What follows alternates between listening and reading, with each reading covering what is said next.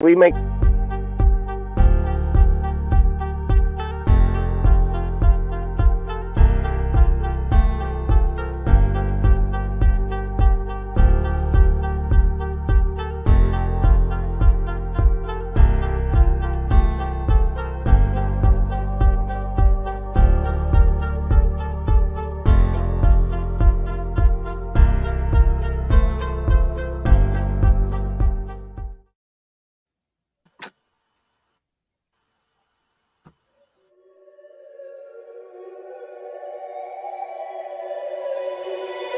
I wake up to the sounds of the silence that allows for my mind to run around with my ear up to the ground. I'm searching to behold the stories that I told when my back is to the world. Was smiling when I turned.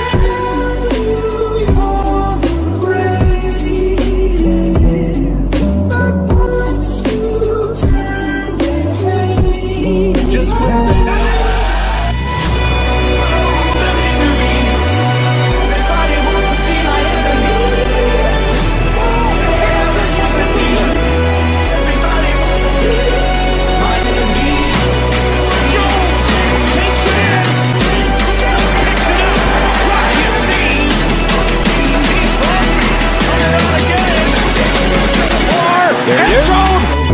I tried to the top, I've been out of shape, thinking out the box, I'm an astronaut. I'm blasted off the planet, rocking cause catastrophe, and it matters more because I had it now. I had a part of my freaking had to go in a position, kinda shocking, they run static with precision. I'm automatic, quarterback, and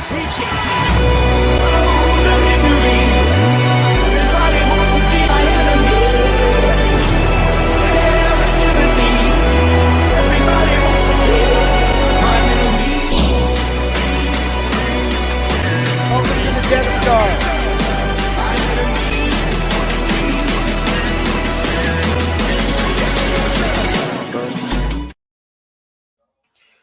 What is good, Raider Nation? Welcome back to yet another episode of Raiders Wednesday Night Live Show. I'm joined by my friends Dustin, Cortez, and Ray. Say what's up, everybody. Salute, Raider Nation. Salute, Raider Nation. Salute Raider Nation. Appreciate y'all. Appreciate y'all showing up in the chat and the mods. Thanks, man. Yo, salute. Yeah, thank you as always to the members of this panel. Thank you to the mods in the chat for holding it down. We wouldn't be able to do this show without you guys, as always. And last but not least, thank you to our viewers for commenting and watching along with us as we begin our episode. We got another great one for you guys, as always. Just a quick reminder before we get started, if you haven't already. All the links right now. I got you. Okay, great. Yeah, so Salute Richard and Melky.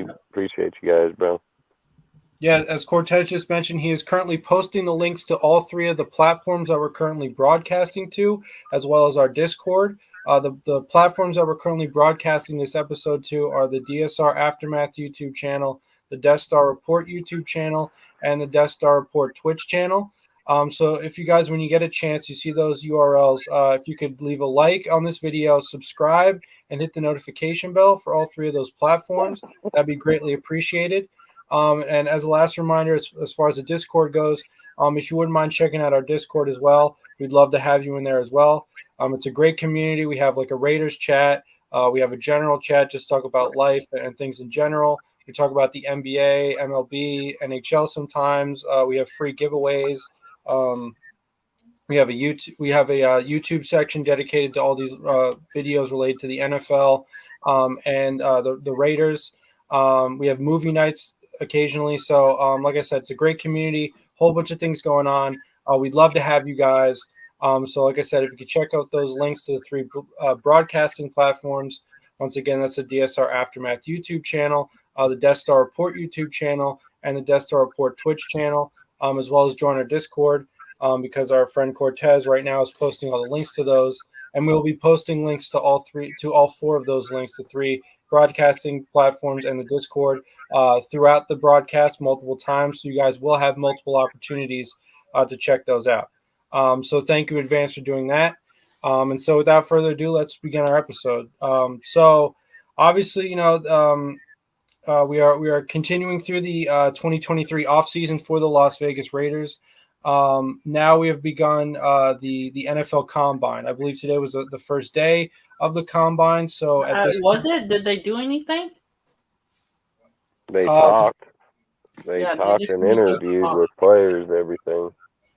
Yeah. So there, I mean, so yeah, so obviously, there's now these coaches who have all met in Indianapolis where the combine is taking place, are beginning to think about the kind of players that they're going to look for through the draft, to select to add to their team or to begin a new chapter, not just for the Raiders but throughout the NFL. And so as far as the And Raiders there's are concerned, somebody else. It's not just only rookie players. Somebody else is trying to get a job too there. oh, okay, would you like to mention who that is? He's Cars talking about Derek Carr, man. Oh, Yeah, okay. Yeah. Well, yeah, so Carr was obviously, out there. Derek Carr, given that Indianapolis is a possible destination for him as he progresses through free agency and tries to find his next team. He's in play as well as far as, I guess, feeling out the waters of Indianapolis and the Colts organization, as well as talking to other coaches and GMs who may or may not be there at this And I time. believe he checked or he did another interview with the Jets for the second time. Didn't know he did it with the Saints. He was meeting with the Saints. But at the end of the day, it doesn't really matter. Carr's not here. It shouldn't even be a topic on him Nothing. anymore. But the good thing today, what I heard, I was watching it on Raiders.com, that Josh McDaniels said that they're more confident in this year than they were last year because they went already through. They evaluated who they had to evaluate. Now they got a grip on this year's draft, so it's gonna work out better. Yeah. I mean, hopefully, obviously now, as opposed to last year, being able to start the draft in the first round, assuming once again they don't make any kind of massive trade or trade away what would be their first or second round pick like they did last year. They should be able to Has it have. been almost a year already since we got Devontae? It's almost been a year, I think. Yeah, it's around a We year. got him in March, so yeah, it's Yeah. almost coming up. Yeah. It's almost, So with that said, why don't we get into our first topic? Ray, if you wouldn't mind getting us started on your topic, which is who you believe the top prospects at the combine will be, who we think Ziegler and McDaniels are looking at, who we as members of this panel feel they should look at or feel could contribute in a great way to this team. So if you want to just give your thoughts on that to start us off, Ray. Yeah.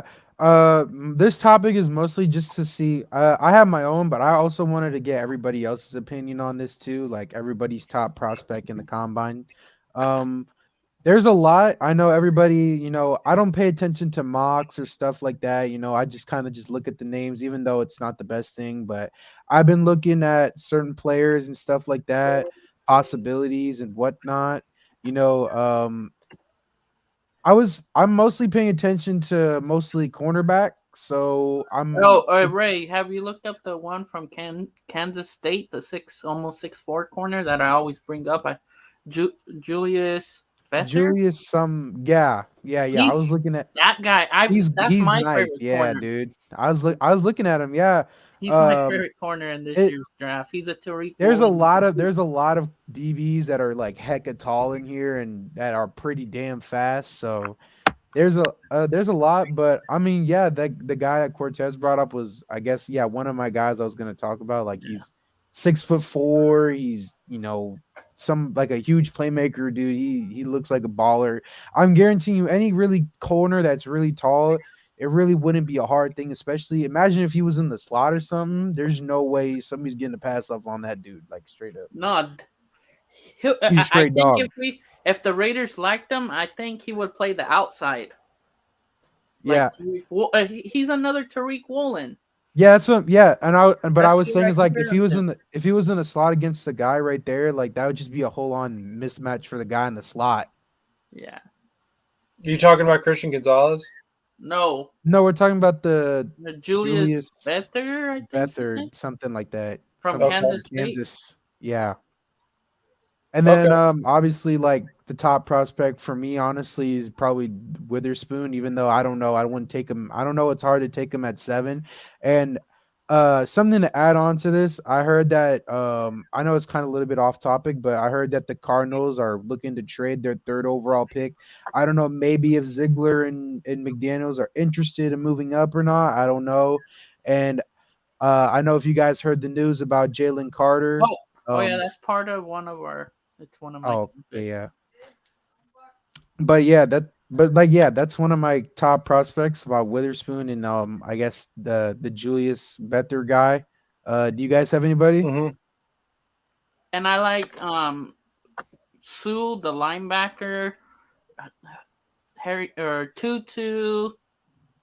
There's some old linemen too that we could get in the later The rounds. the Raiders, yeah, that's the thing though. That's the one pro with Ziegler and McDaniels is that they know to find stud offensive linemen in the later Yeah, rounds and then yeah. make him There's then they one can me make and him good, Dustin dude. took in before from BYU. He's a stud. You remember that, Dustin? I forget his name. There's all That I kinds of do. they're studs. Like quarterbacks, there's only a handful that you could go with. Do you have anybody, Jeff, in mind? Or Dustin, do you have anyone? Or like have you looked like I know you're like the For what? master at this, man. Like any like top prospect you're looking at in the combine right now. Anybody you really like have a name out there really I'm just looking looking at? at the players, man, that have a real shot at the spot. Like that's it. And, Like and like with I'm not sitting here thinking like, oh man, fucking AR is gonna shoot up in front of Stroud and them. Like that's not gonna happen. I mean, you had all season in college. You had to be able to show you graded out at an 80, didn't he only 82 play in 13 his games? first year. Yeah, in his first year, he's got raw talent that needs to be developed to be better. There's no arguing that. But when you're sitting there debating that, oh, could he be an actual starter? I mean, no. I mean, a lot of people have said it, and numerous scouts, numerous people. He's raw talent, needs to develop, and needs to sit a year or two. So I'm not taking him over Stroud any day of the week. But long story short, I'm just looking at realistic people that can be picked at 7. Like that's all I care about. If is it going to be Witherspoon that's better than Gonzalez? Is it going to be fucking and look, Jalen Carter, man, his stock ain't dropping unless that fool's convicted of fucking a crime where it bothers with what he look. Everybody does shit in their own time. In a wreck, I don't know the whole detail to the whole story. I And don't think he it's killed the a one with dude. the I don't former. think he killed a guy. Yeah, If I it's his recall college right, teammate. He killed if I or remember right, I just remember that he drove off uh after the dude was oh boy, that's some bullshit. oh shit, your truck. Yeah, motherfucker. I'd seen from the back. Nah, but going back, like, or Dustin, we could just go into that topic if you want. Like, I don't think he'll fall. It's just how they're I gonna mean, take. all I'm saying is like I forgot you had a topic on it, but I'm just gonna Salute say like Chronicle. Yeah, I don't think his stock drops I don't really because think of so the either, fact that Dustin. he is a fucking machine, and unless a crime is put against him, I think things happen, and we won't speak on it because, like you said, Yeah, you have a topic on it, so we'll wait till then. But as yeah, in the but there's some prospects, other good, salute OG, and they're like Salute Al. salute What's up, Al. fellas? Hey, so salute the Al. one player that I brought up the Monday that we had, LJ Skinner. Now he has a pec injury. He may not even play this year. If we could I get him mean, in I'll the be later honest. round, The guys that I'm gonna be the most interested in is the 3 quarterbacks between Levis, Levis. Levis. Yeah, so if between those guys, I'm gonna watch all 3 of those quarterbacks, and then I'm gonna watch the DNs, as in Tyree Wilson and Tyree Wilson. Murphy. What he had to say today Um, was interesting. well, I mean, yeah, because he wants to be a Raider, and him being And out then plus there. that the other one, they just met with Mad Max former teammate or went to Yeah, the same school as Mad Max. Jose yeah, I just Ramirez, think, another beast. He shined in that game that they played in Vegas. Like he's another and one that's that my point. I'm just looking at the dudes that have a realistic shot at 7. Everybody and, else I and, can care and I less want to see about. Breesy too. I want to see how Breesy does at the combine. the one from Clemson, the D tackle. Yeah. He may be the first one to go off now because of Jalen. Jalen is going to go off. Jalen, listen. Unless a crime is convicted Jump in on that against one now.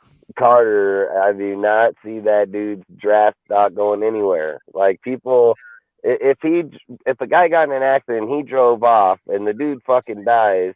And I mean, I don't know what to say on that. That's not They're my. I'm racing, not though. there to talk about it, so I don't know. I'm not even gonna speak on it because I don't know the whole deal to that story. But if there's no crime convicted against him and he's full ready to go for week 1 in the NFL, that fool's draft stock staying right the fuck where it's at, dude. Like, I don't think you're gonna try to patch that guy's talent like that. So I'm gonna just say I still think he's going at the same spot, dude. In my opinion, there's got to be something that happens. If something happens to him and he gets convicted of something, then yeah, right now somebody posted a fucking article that he needs to go meet with the cops. He said he flew back to Anaheim to go speak with them. So if there's something going on and then something else comes out, then I'd go speak on it from then. But that all you would be doing is putting words in somebody else's mouth because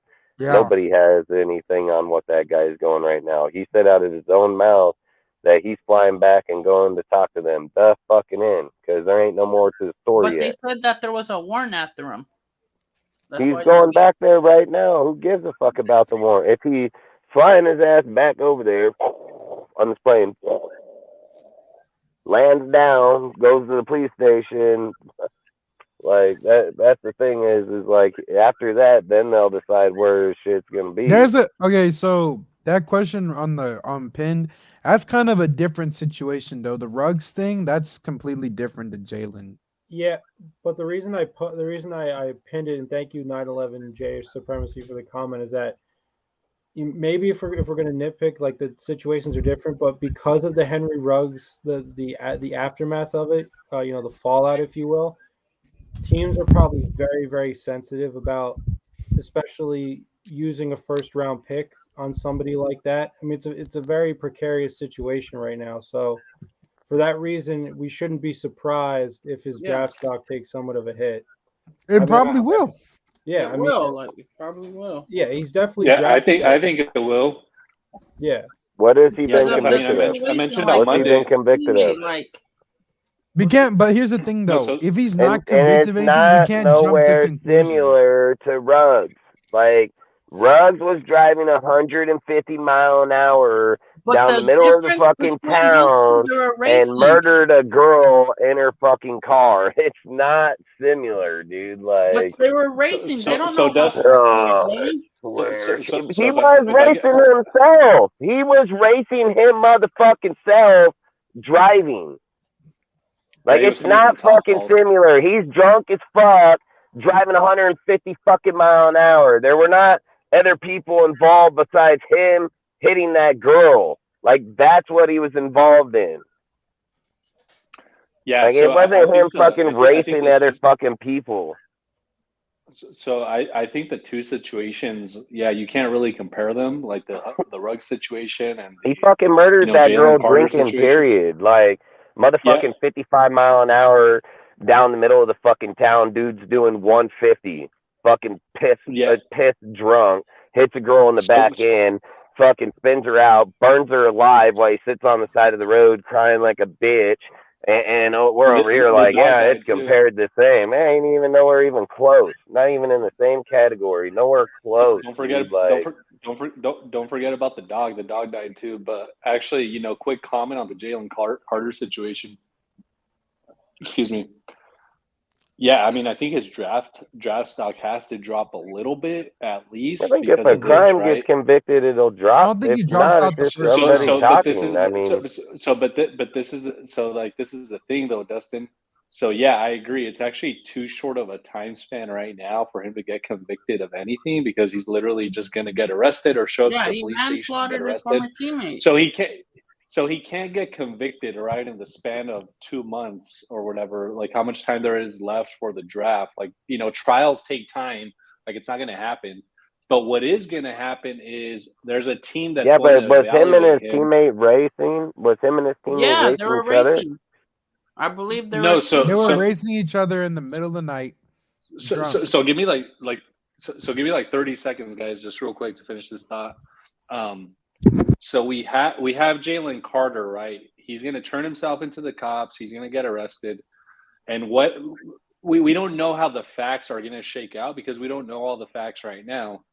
But what a team is going to evaluate is the risk reward scenario right now, right? Because regardless of whether or not Jalen Carter was involved in whatever happened, there's a risk right now.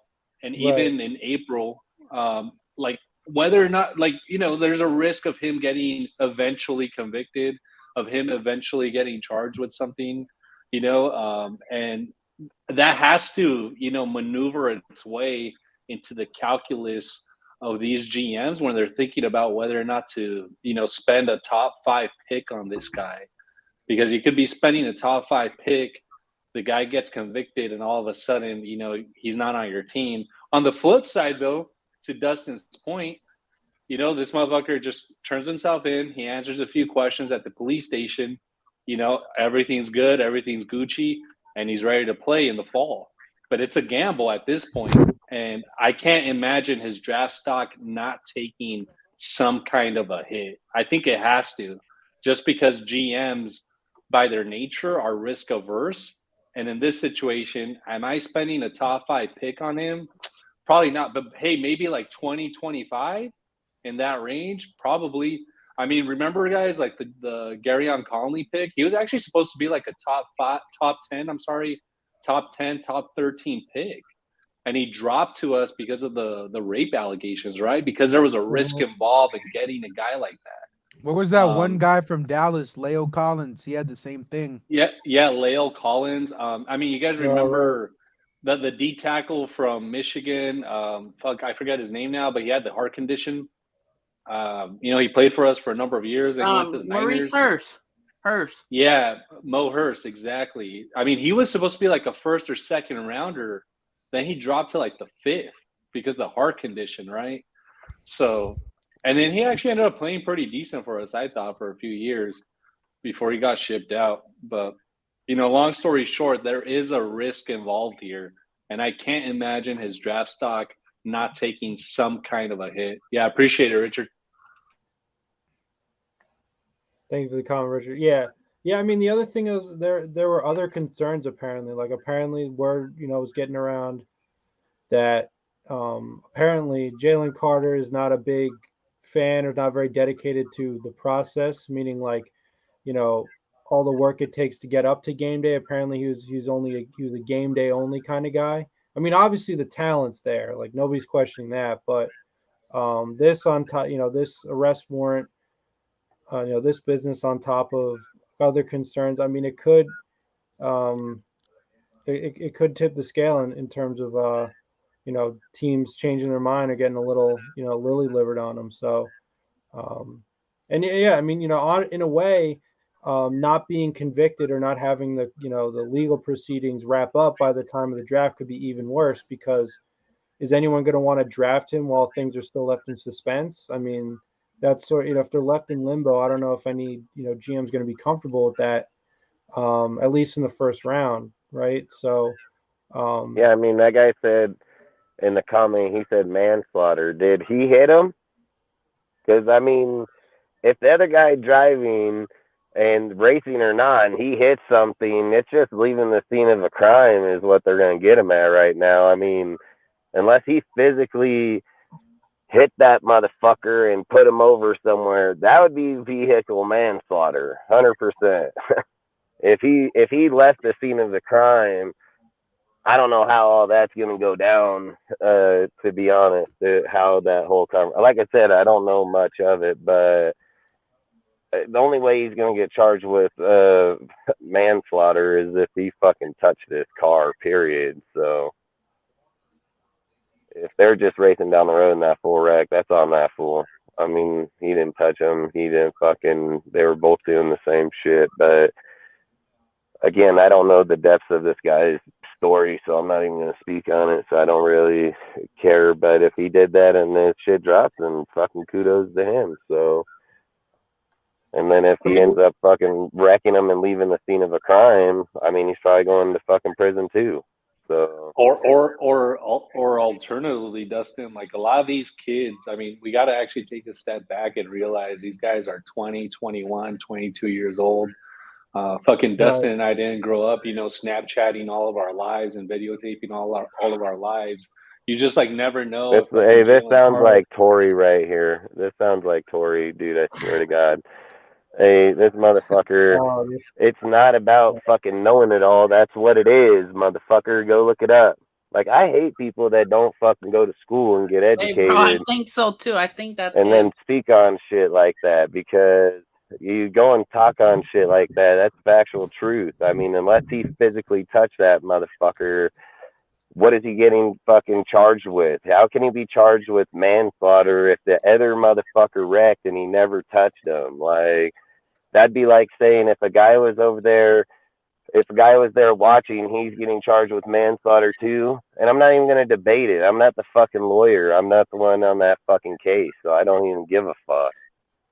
So, Dustin, where I was going with my comment was, there could be a situation because these little motherfuckers didn't grow up like you and I. They're videotaping their entire lives, right? That's so you could imagine So you could imagine a scenario where fucking Jalen Carter is in the car, maybe he's Snapchatting or whatever, and maybe he's encouraging some kind of crime or trying to, create some kind of wrongdoing. Then you could get him for something like that. They better have some fucking. You better have a blog of it.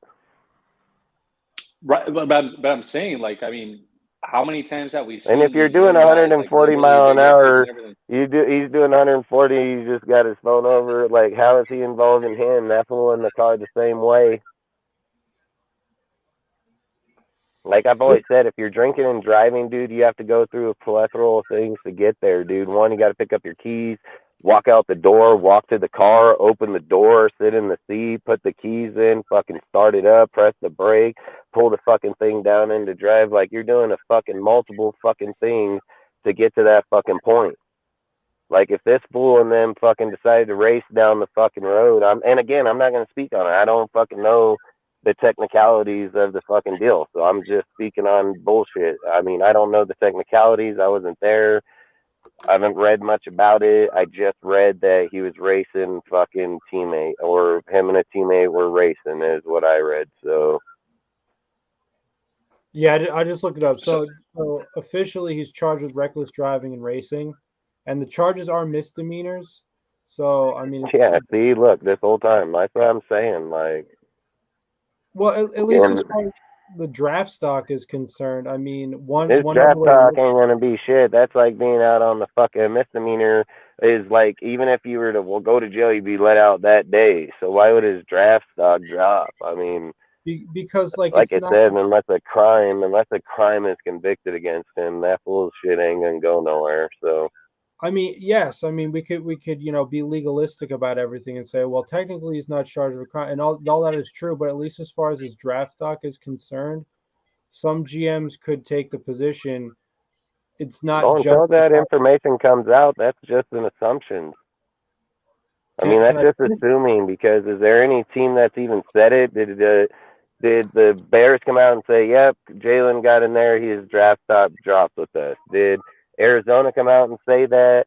Did the fucking Seahawks say that? What team said that in the top fucking picks where he'd go have even brought that up? No one has said that, but the point I'm trying to make is that it's possible that some of these GMs could be thinking it's not just about this particular incident. This could be a warning. This could be, this could be a reflection of of this guy's future, lack of acknowledgement of the law. This could mean something worse later on down the line. So, not just that, Jeff. Yeah, go ahead. Jeff, sorry, I don't mean to cut you off, but you brought up a point that I want to touch on. Yeah. Not just that, but over the years, the NFL as a league. So I'm not talking about an individual team here. I'm talking about just the NFL as a product. They're really, really keen on cleaning up its image. And I wouldn't be surprised if you have members of the league office, telling these GMs like, hey, we don't want to draft these kind of guys. I'm not saying Jalen Carter specifically, but guys with questionable characters or questionable past. Case in point, guys, like the fucking NFL leaking all those Gruden emails, right? Like trying to sort of purge the league of certain unsavory characters. The league is very cognizant of that. They want their product to be as PG as possible. And they want it to be, as widespread as possible. And how do you make it, as widespread as possible? You try to make it, the guys who play in the league, you make the league full of like good guys, right? You look at the guys who are the faces of the league. They're the kind of kids, I say kids because they're on the younger side, that are super kosher, just like very, very clean. I'm just gonna say right here, you're hearing it here, right here first. That motherfucker going in the top 5. Mark it. Unless a crime comes out, unless any fucking case comes against him, he will go top 5. Mark it. Hear it first on the Death Star by, like always. Well, that's it. So actually, that's actually an interesting point, Dustin. So, like, just random poll here. Like, who would? Let's assume we're a GM and one of the top 5 picks. Which of you guys is taking Jalen Carter? Would you take him at 7? Would you take him at 7? Would you take him at 7? Would the Raiders? Would the Raiders pick him at 7? Would they pick him at 7? If you answer yes, that means the other teams in front of you would pick his ass too. So it's not like all these other teams, like a biased ass question. It would be such a biased ass question, dude. It's like these 6 teams would pass, but we would get them. Like, what the fuck? Whatever, dude. I would say no. I would say no, but not for the reason that you're getting at. First of all, with Las Vegas being a very fun city and seeing what happened to Ruggs, an automobile crime like of any sort, even though this is a misdemeanor, I would be very, very, very scared of that situation and the potential for greater things or worse things happening, given that just happened to this same team in the same city 2 years ago. So if I'm Dave Ziegler, I'm not touching Jalen Carter with a 10.5-foot pole for that reason. But there's a school of thought that says there are different cities that are frankly more boring. I mean, Indianapolis, they're drafting ahead of us, isn't as fun of a city as Las Vegas. So, I believe it was last year. I don't know if it was Jamar Chase or somebody on the Bengals. They credited their success to the fact that Cincinnati is not the most fun town around. So because of that, the team was able to succeed. They were able to focus, lock in. There wasn't all these off the field distractions as much as there would be in Vegas. If you guys also remember, Nate Hobbs got into a little bit of business, being drunk and in his car or whatever. It wasn't nearly as bad as the Ruggs thing. And then, of course, at the end of, I believe, 2020, Josh Jacobs did some funny business with an automobile-related incident, things of that nature. So for all those reasons, I would say if I'm the GM of a Las Vegas football team, I would be very, very nervous. I'd be very, very apprehensive about that sort of thing. But if you say to yourself, okay, the city that I'm a GM in isn't like Las Vegas. It's not as fun of a city. The risk might not be there. Another thing to bring up is that Tyreek Hill situation, right? I mean, Tyreek Hill, he was being investigated for domestic abuse. He was not charged. And since then, he has been able to keep his nose clean. So there is a school of thought that says, maybe if Jalen Carter gets off or the situation, the situation reveals itself to be not that crazy of a situation where, it was all big misunderstanding and Jalen Carter is actually an upstanding citizen. Or there's some shady things to this case, but Jalen Carter is able to keep his nose clean, then it could be a similar situation in that regard. So, I mean, the answer to your question is, once again, can attack this from a bunch of different angles, but I would say that like one way to look at it is his draft stock is going to take a hit just because you're very, very apprehensive, very nervous about what this could mean, not just in terms of this particular case, but in terms of the future. Like what kind of other irresponsible stuff is Jalen Carter going to do? Second of all, like I said, there are already concerns even before this situation surfaced about just him as a player and allegedly, only being a game day kind of a guy, not being the kind of guy who really respects and is dedicated to the process, which is the key to success in the NFL. Talent can only get you so far in the NFL. So that's a concern too. And this particular situation, it sucks, but it does kind of bring to the forefront all these different issues. So it really is tough to say. I mean, obviously you roll the dice on him, you're getting a tremendous talent. With the right coach, can you get inside his I'm head? saying like this: he don't get past the Cardinals, and if he does, he sure in the fuck ain't getting past Seattle. Damn, like it's just assumptions. Like guys are just making assumptions. The dude's got the talent. He's proved it all the fucking time. Can play football like a motherfucker. There ain't one fucking team that's reported any motherfucking bullshit that's being distributed right here. Like straight up. The fucking facts are, until a crime is convicted against that motherfucker, why would his shit drop? Well, that's right, it wouldn't. So some dude fucking brings in an article. The dude's production is fucking happened on the field the whole entire time. Until convicted otherwise, it's just somebody fucking talking. That's all it is. So but could it drop? Actually, yeah. Can it? Is it? Who fucking knows? Is it right now? No. So my money's on that he's going into one of those three teams. And mark it. Like, you can mark it. Come back, talk to me when the draft's over. That motherfucker don't.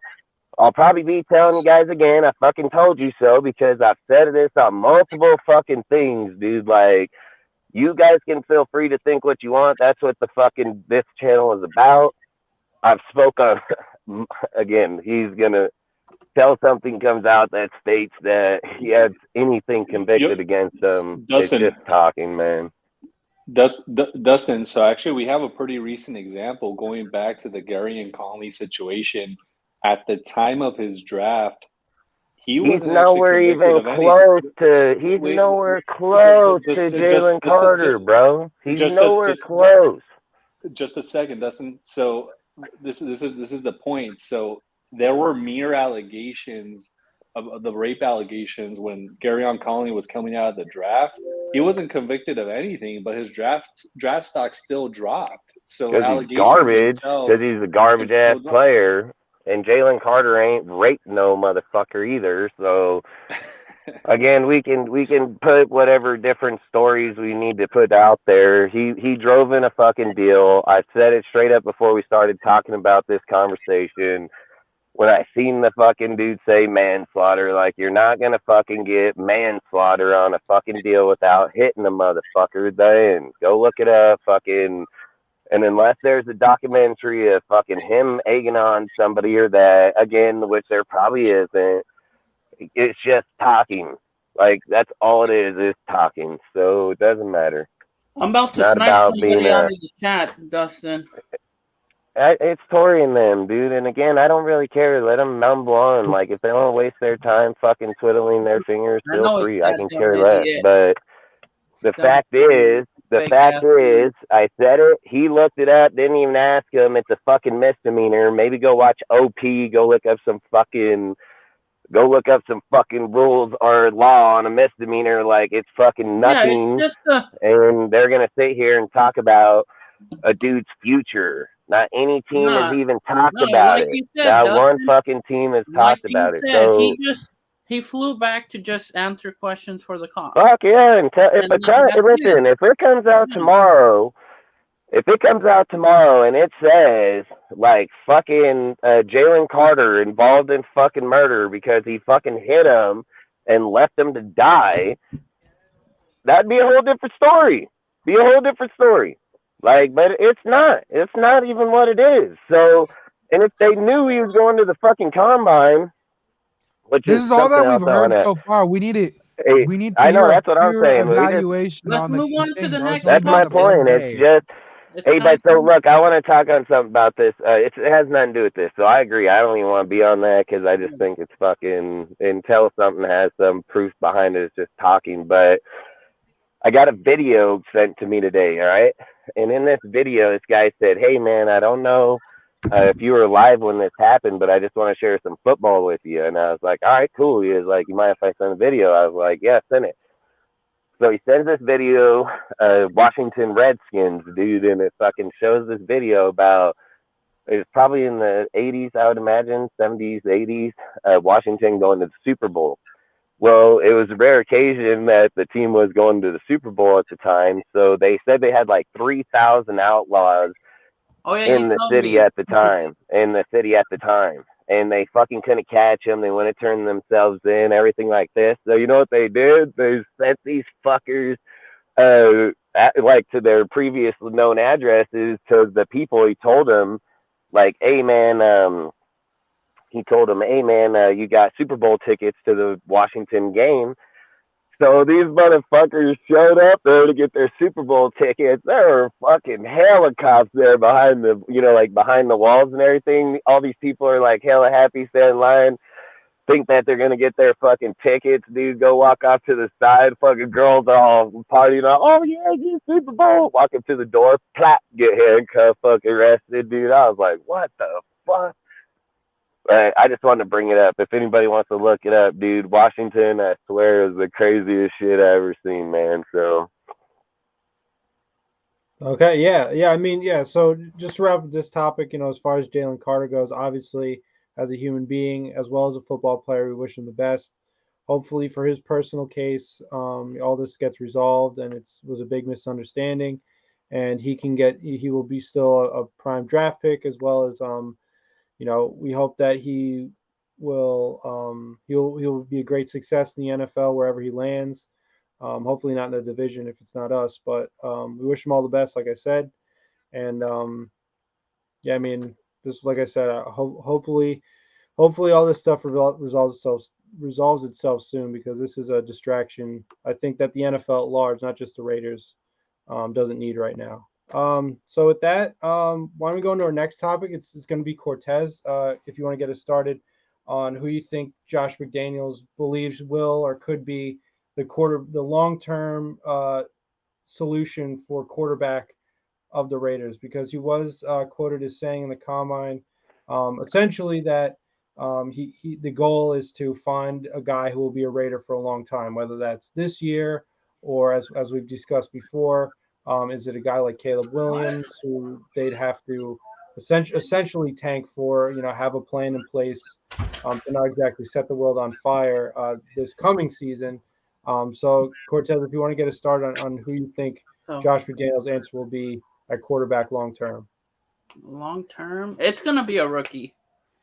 It's either these Right. three, like Dustin said earlier: Will Levis, Bryce Young, C.J. Stroud, and I'm just gonna throw in an extra one, maybe Hooker in the third, and then maybe later, maybe they fall in love with Jake Hayner from Fresno State. Who knows?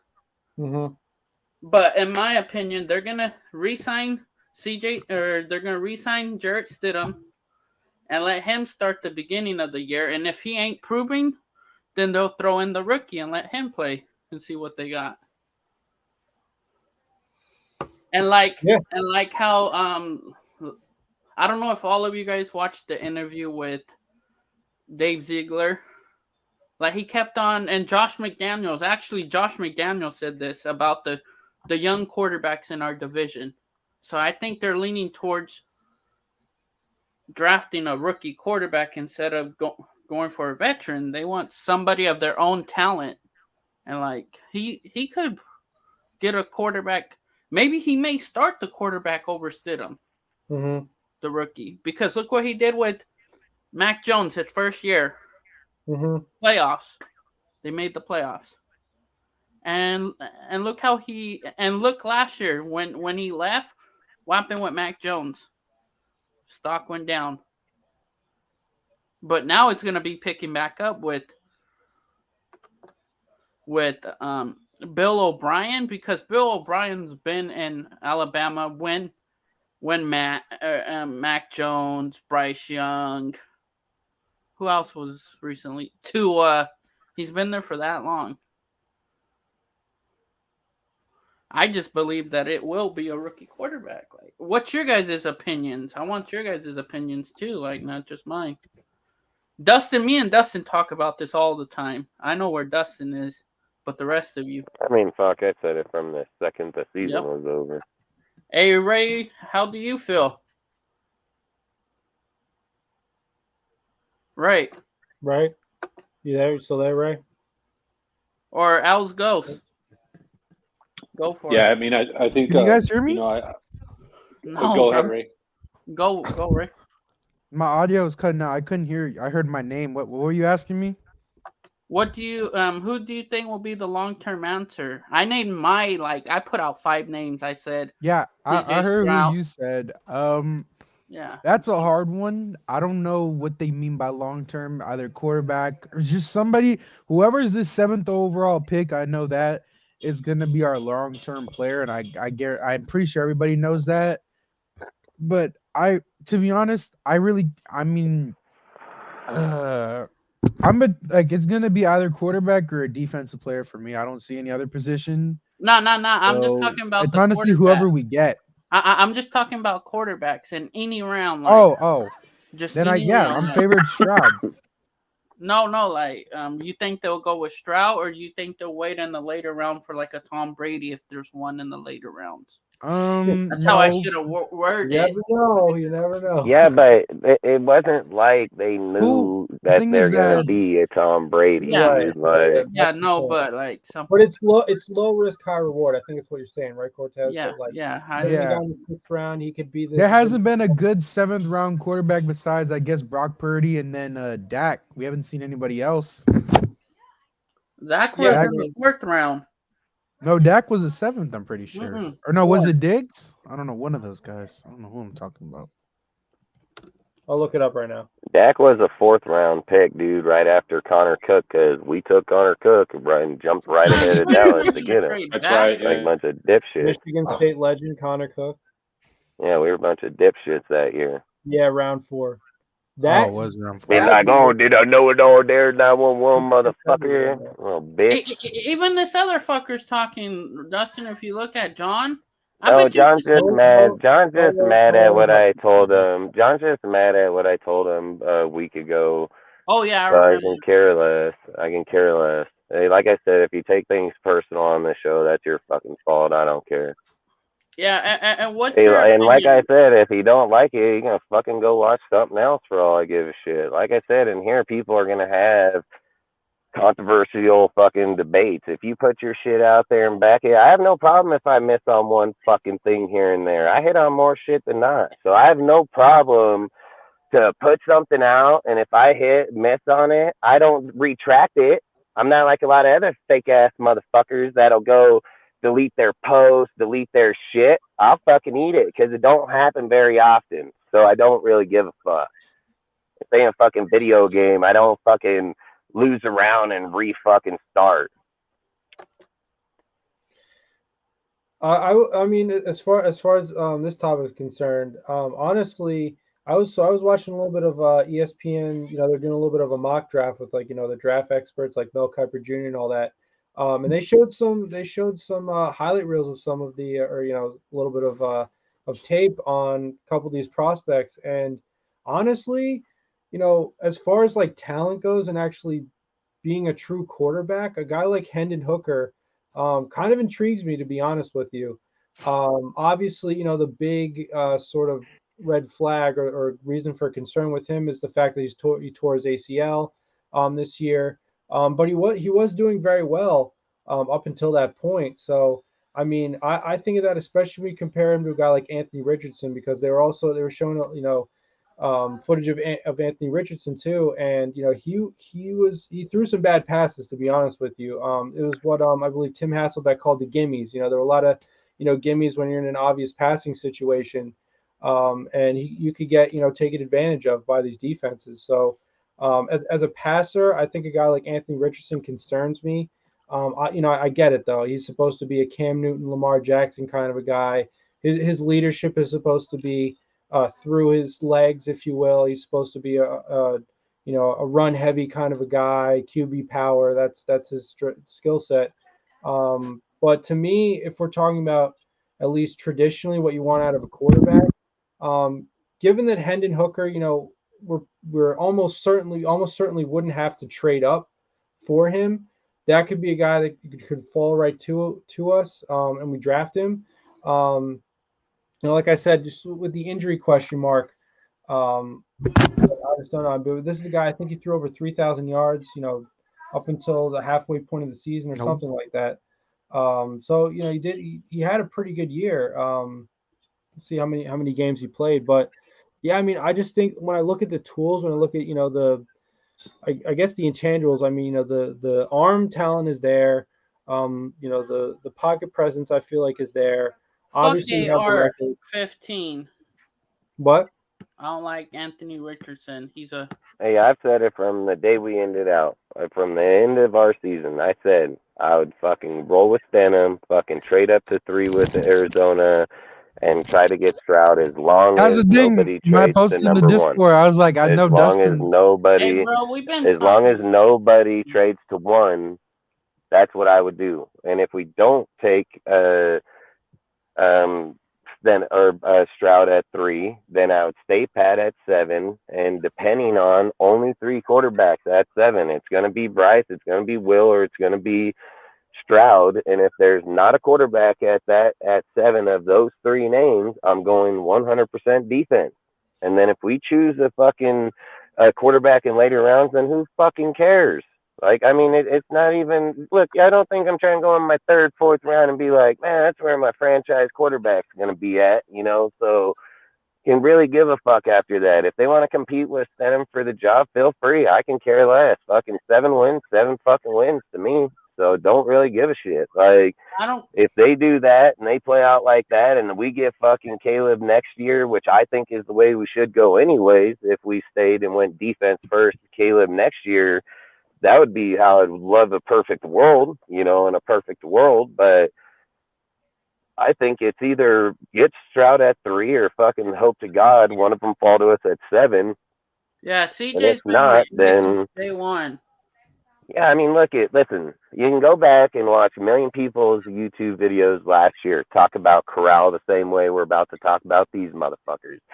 They talked about fucking Willis, dude, the same fucking way they're talking about AR. They talked about multiple players the same fucking way. Now, if people have too short of a fucking memory to remember that shit, that ain't my problem. Probably quit fucking smoking weed, drinking, fucking something, obviously killing them brain cells. But they talked about a lot of these fucking players the exact same way, dude, fucking, and none of them doing shit. And we're over here like, yep, that's who we're going to roll with. We know Stenham can play. We already know he can play. He can go out there. He put up 34 points against the Niners, so he can put up points. So it's not about if he can score or not. He knows how to score. So I would think it's got to be Stroud, bro. Got to be Stroud or fucking Levis, Bryce. One of the 3. I probably want. I mean, I know people are not so much on Will Levis, but I would still go one of those 3 or defense right then. And after that, I don't really care what. Who's your quarterbacks in my opinion? And 4th round? Do you have one? I mean, you guys have named fucking 10 of them. You've named 10 quarterbacks. It's like, this is what I've been telling you all week. I told you this for the last week before that. You have 15 quarterbacks that everybody has. So everybody I've talked to has 15 quarterbacks in the top 5. There's only 5 spots, but we got 15 quarterbacks up there. Like, it doesn't work like that, dude. And if you get Stroud or you get somebody like that, Stroud or not Stroud, but fucking Hooker or fucking Jake or fucking AR or all these things. Like, I've heard people say straight up, like, I've heard people literally come out and say that AR is going to be up to the top fucking number 1 overall pick. Okay, a guy that has raw potential. He ain't even got the factor that these dudes do as right now. And this dude just surpassed these fuckers where like NFL franchises need starting quarterbacks. and this motherfucker, what, he surpassed him to sit the fuck on the bench? Like, that don't even make sense, but whatever. Like, whatever. I'm going to tell you straight up, like, it's Bryce, fuck Stroud, and Levis. Like, that's where it's at, period. And outside of that, if somebody picks AR up there, then kudos to us because we're getting one of those 3 fuck quarterbacks. So I don't really give a shit if a dude wants to do that as long as they not doing it. So, but those 3 are, or defense, whatever. Wait, question. I don't know. I know we're not gonna get him. I just wanted to know: is Stenson Bennett's not in the draft class? Is he? Is he not? He's not declaring, He right? is.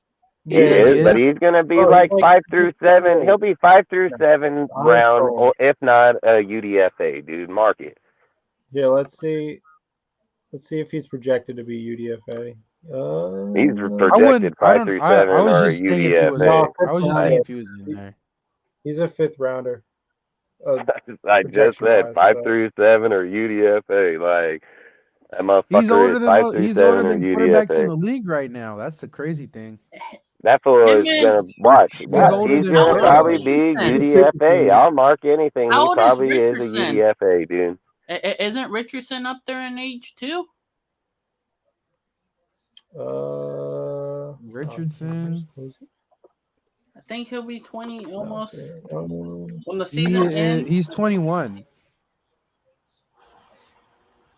So, par for the course. Hey, and I just want to speak on something about, hey, John, like, I appreciate that you're here to listen to people on the panel because that's what our shit was about. I didn't mean nothing by when I said about the trading back. What I meant when we were having the conversation is about the quarterback, to trade back in the quarterback.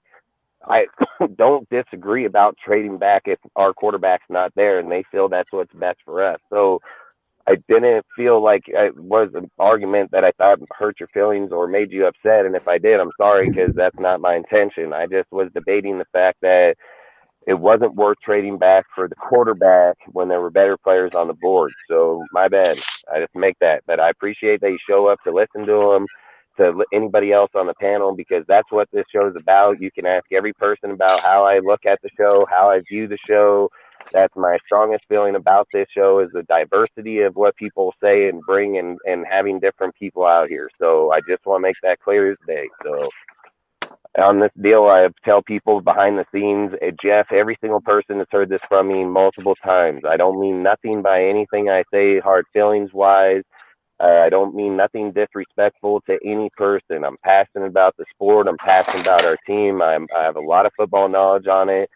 I'm not here to single out people or not. I'm here to just fucking say what I think what my personal opinion is. That's what it is. And it's never to hurt anybody's feelings or anything.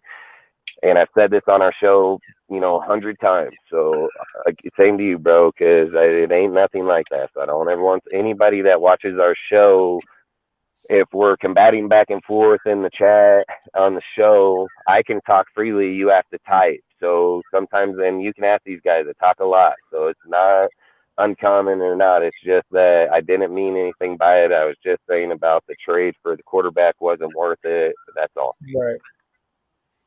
Yeah, nothing personal, guys. Yeah, thank you guys for squashing. Yeah, that's what that's what I appreciate about this panel. We have different opinions, but at the end of the day, we're all Raider fans. It's all love at the end of the day. I actually wanted to double click real quick on the question about the quarterbacks. So as I was stepping back and watching, the various pressers this week at the draft, shout out Nutty. Bro, facts. I know. I appreciate Nutty. I mean, today it's facts. I am, man. So I'm not gonna lie about it. So ask Cortez and not, dude. Ask anybody. They know. If Jeff hops on the phone with me, anybody. I mean, if you know what I do for a living, I work a lot, dude. I'm very active, dude. I'm on mine, and my mind goes a million miles an hour. So I've always said, like, I just want to say, like, this show is never intended to hurt anybody's feelings ever. Not on our panel, not in anywhere. So I just want to make that clear. I have never come on this show or got off here and never, you can ask Jeff, I've told him personally, like, I've never would do that. It's not what this is about, dude. It's about having our opinions, debating it, seen it from different aspects, agree to disagree or not, or agree to disagree, agree. Like you can be multiple different ways. So, and at the end of the day, when we get off here, I've always said Raider Nation's a family. A lot of YouTube channels, it's a diversity where they've split it, where it's like you don't see it our way, fuck you, you're not welcome around here. It's not like that. Like you probably wouldn't even be brought up the next show regardless, because that's not how we're about. We're not here to hold grudge on any person. The conversation's conversation. Saying, man. Facts. Yeah, no, I completely agree. Yeah, I was just quickly going to say something about the quarterback situation. So as I was sitting back this week and watching some of the pressers by both McDaniels and Ziegler, so I think that they actually sit tight and they don't get a quarterback this year. I think they're probably going to buy their time and really analyze the situation, try to fill other holes on the roster, and possibly just roll with Stidham, which is, as you guys know, that's my preferred course of action. Let's use these picks to address the other holes on the team, and let's just roll with Stidham for the time being. And you don't want to make any moves out of desperation. There are a few quarterbacks in this draft that could, that I think could perform at the next level in the NFL. But next year's quarterback class is supposed to be even much better, right? So I think Ziegler and McDaniels are probably going to play the long-term game. Roll with Stiddy this year. Try to plug as many holes as possible through the draft. And see if they could go ahead and bolster the roster that way. Sorry, comments like you. Hey, I'm not gonna lie, okay? I got asked this question. So the other day we were in this big old debate. We don't want no more crybaby in our organization. He's nothing but a crybaby. Get his ass out of here. Look, we were in this debate about talking about veteran quarterbacks, every single deal out there, right? He's the best one on the market, period. And when a guy brought it up in the conversation, I literally stopped right away because I was like, damn, I ain't never even thought about re-signing Derek Carr because I didn't even think it was a fucking option. But do you really think that he would get cut for the $34 million and $34.8 million and sign for less? Like, I don't know if he would do that, man. So hell no, Crybaby's gone. He's done. Yeah. I think he would actually. Like, you think if he came back at 25-30 million, if he said, "Hey, I'll sign for 25-30 million," you would do it? No, I'm good. I don't think Carr's coming back. New. He's done. Something new. We don't want to that go. X, bro. That X that blocks you, bro. Like it's over, bro. Like bro. I ain't messing with them. I think it should be over. I think it should be over because.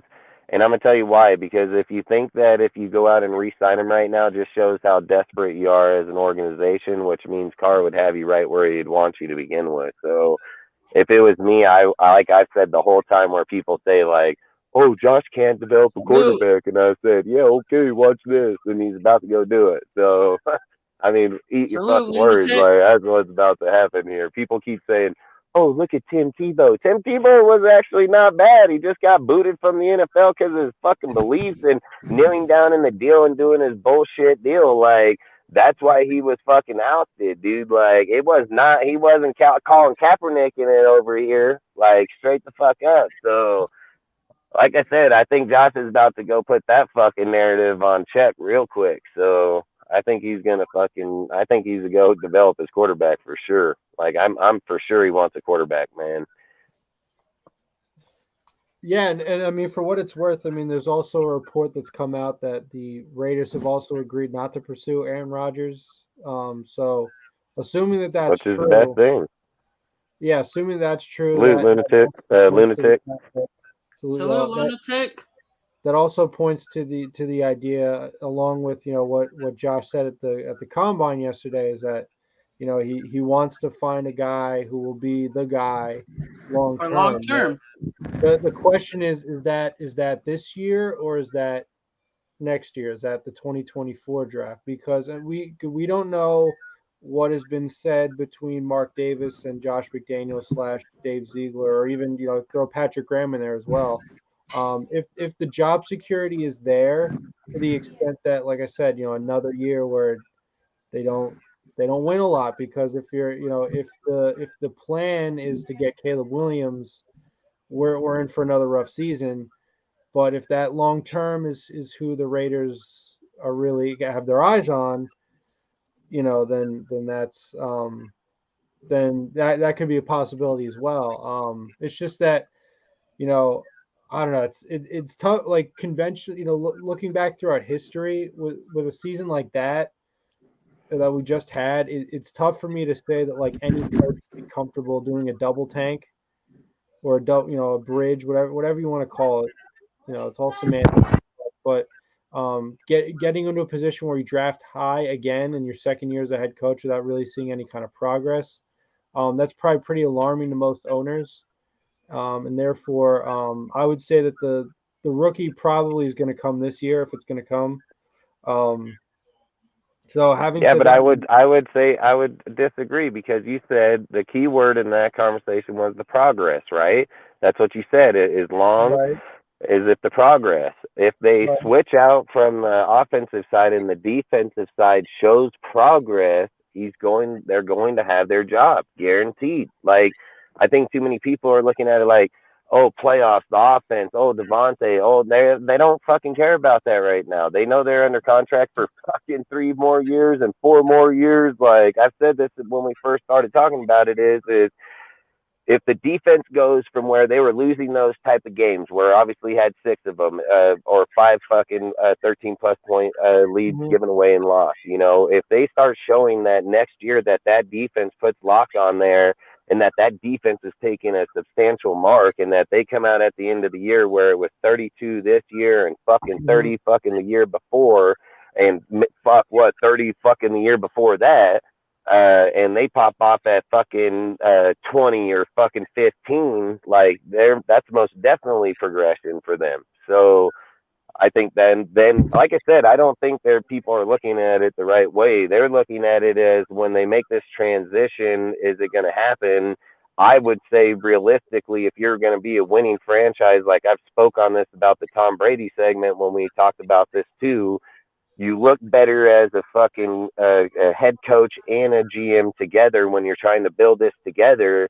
In year 4 is if you're building up your team and you got your quarterback and winning by year 4. It would work perfect, dude. Caleb Williams would get picked up next year. He would be able to come right in and play right away. I fucking guarantee. I strongly believe he could. So I just think if your defense is in play and you're already winning games with dudes like Stenham or Chase Garbers or whatever rookie you decide to take in the 2nd, 3rd, 4th round this year, if you're winning games with that type of player, imagine what you're going to do when Caleb Williams gets there. So I would think that you would look way more set up that way than if you take a quarterback this year, outside of those 3 quarterbacks I said earlier, you're not going to do that. Like you're not going to win. Like you're not going to do it, dude. Like I'd have to agree with Rudy for once and for all. Like if you're taking outside those 3 quarterbacks of Bryce, Stroud, or Levis, you're not fucking winning this year. And if anybody disagrees, then you ain't watching tape. You didn't watch him play this year. You probably haven't watched him play at all. You're just speaking on him because you watched a fucking highlight tape. Like those 3 quarterbacks are going to be quarterbacks that can come and play right now. Like they're going to play right now. So I would have to say, like I said, if I'm going defense at that pick and then quarterback next year, I'd be 100% for it in a heartbeat. Like in a heartbeat, because I think that's the way we should do it anyways. Like and Stroud Dustin, knows the system. Stroud knows the system better than anybody out there, as well as Jimmy, as well as Brissett. He knows it just as well as any of them. and Dustin, as I mentioned on the other live, there isn't. I want us to like realize like we don't have to take a quarterback this year, and the reason for that is these guys should take their time to build out the other needs of the roster, address the other holes in the roster.